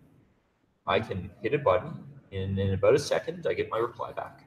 And I know that within a few hours, that'll get timestamped to Bitcoin, and I'll be able to get proof back later. So this is just all infrastructure to do all this. And it just makes Bitcoin timestamping easy. And the nice thing about it is because we're aggregating, the cost to do those transactions is sufficiently low. I can certainly cover that with donations indefinitely. I mean, it's really not a big deal. So where can people timestamp their documents right now? Where can they go to learn more about open timestamps? Quite literally, opentimestamps.org, and there's a little JavaScript thing to timestamp your documents and verify them. And now, as the cypherpunk I am, I'm not going to say it's the most secure thing to verify there, but the timestamping part is every bit as secure as anything else because it's not open timestamps you're trusting, it's Bitcoin. So what else are you working on? Any new exciting projects? What's coming up next for Peter? Well, so timestamping is all well and good, but standard example I give is if I'm timestamping a sale of a house, that doesn't prevent me from simultaneously selling that house to another guy. Right. What you need there is uniqueness. You know, you need an anti-double spend. And I'm also working on a library to make it easier to write decentralized applications that deal with anti-double spend. You know, and I generalize this in something I call a single-use seal, which is like, you ever seen a shipping container? These little seals on the handles that are numbered, and they apply them at one end, and when the shipping container shows up at the other side of the world, they verify the seal is still closed and the numbers match what it should be. And if that's true, what's inside hasn't changed. Well, the digital equivalent to that would be like a signature, but a magical signature they can only sign once. I call that a single-use seal. And when you close it, you get a witness saying, this seal was closed over this data. Well, this sounds like a Bitcoin transaction output, right? It's uniquely numbered. Yeah. And when you close it or spend it, you can only do that once. Well, once you build that primitive, you can build anything that needs uniqueness. You know, you can build your token transfer system. You can build your title system. You know, you can build a software repository where, you know, when I go tell you what version of software, you know, what exact binary of software corresponds to a version, right, I can't lie to you and give you a special version that's different from what everyone else got. So there's tons of applications for this, but writing software that takes advantage of these ideas has always been hard because there's a lot of data marshalling and so on. So building something called Proof Marshal, which is all about marshalling proofs. You know, I want to prove something to you. With Proof Marshal, I can figure out what data do I need to give you to prove that thing, and it handles that whole process, serializing the data, deserializing the data, and so on. Unfortunately, it's about 2 orders of magnitude more complex than open timestamps. Open timestamps you can do in like a weekend. Sure, it's a long project. In fact, I started it prior to when I worked at R3 of all things. And this, going way back in Bitcoin history. This actually wound up getting you know, the beginnings of R3's Corda of all things, which as much as I'm sure we can all hate on R3, their Corda technology is actually not bad. And for that use case, I think it makes a lot of sense. Well, excellent. Thanks so much, Peter, for being on the show. Yeah, thank you. Enjoy your treasure wallet. Thank you.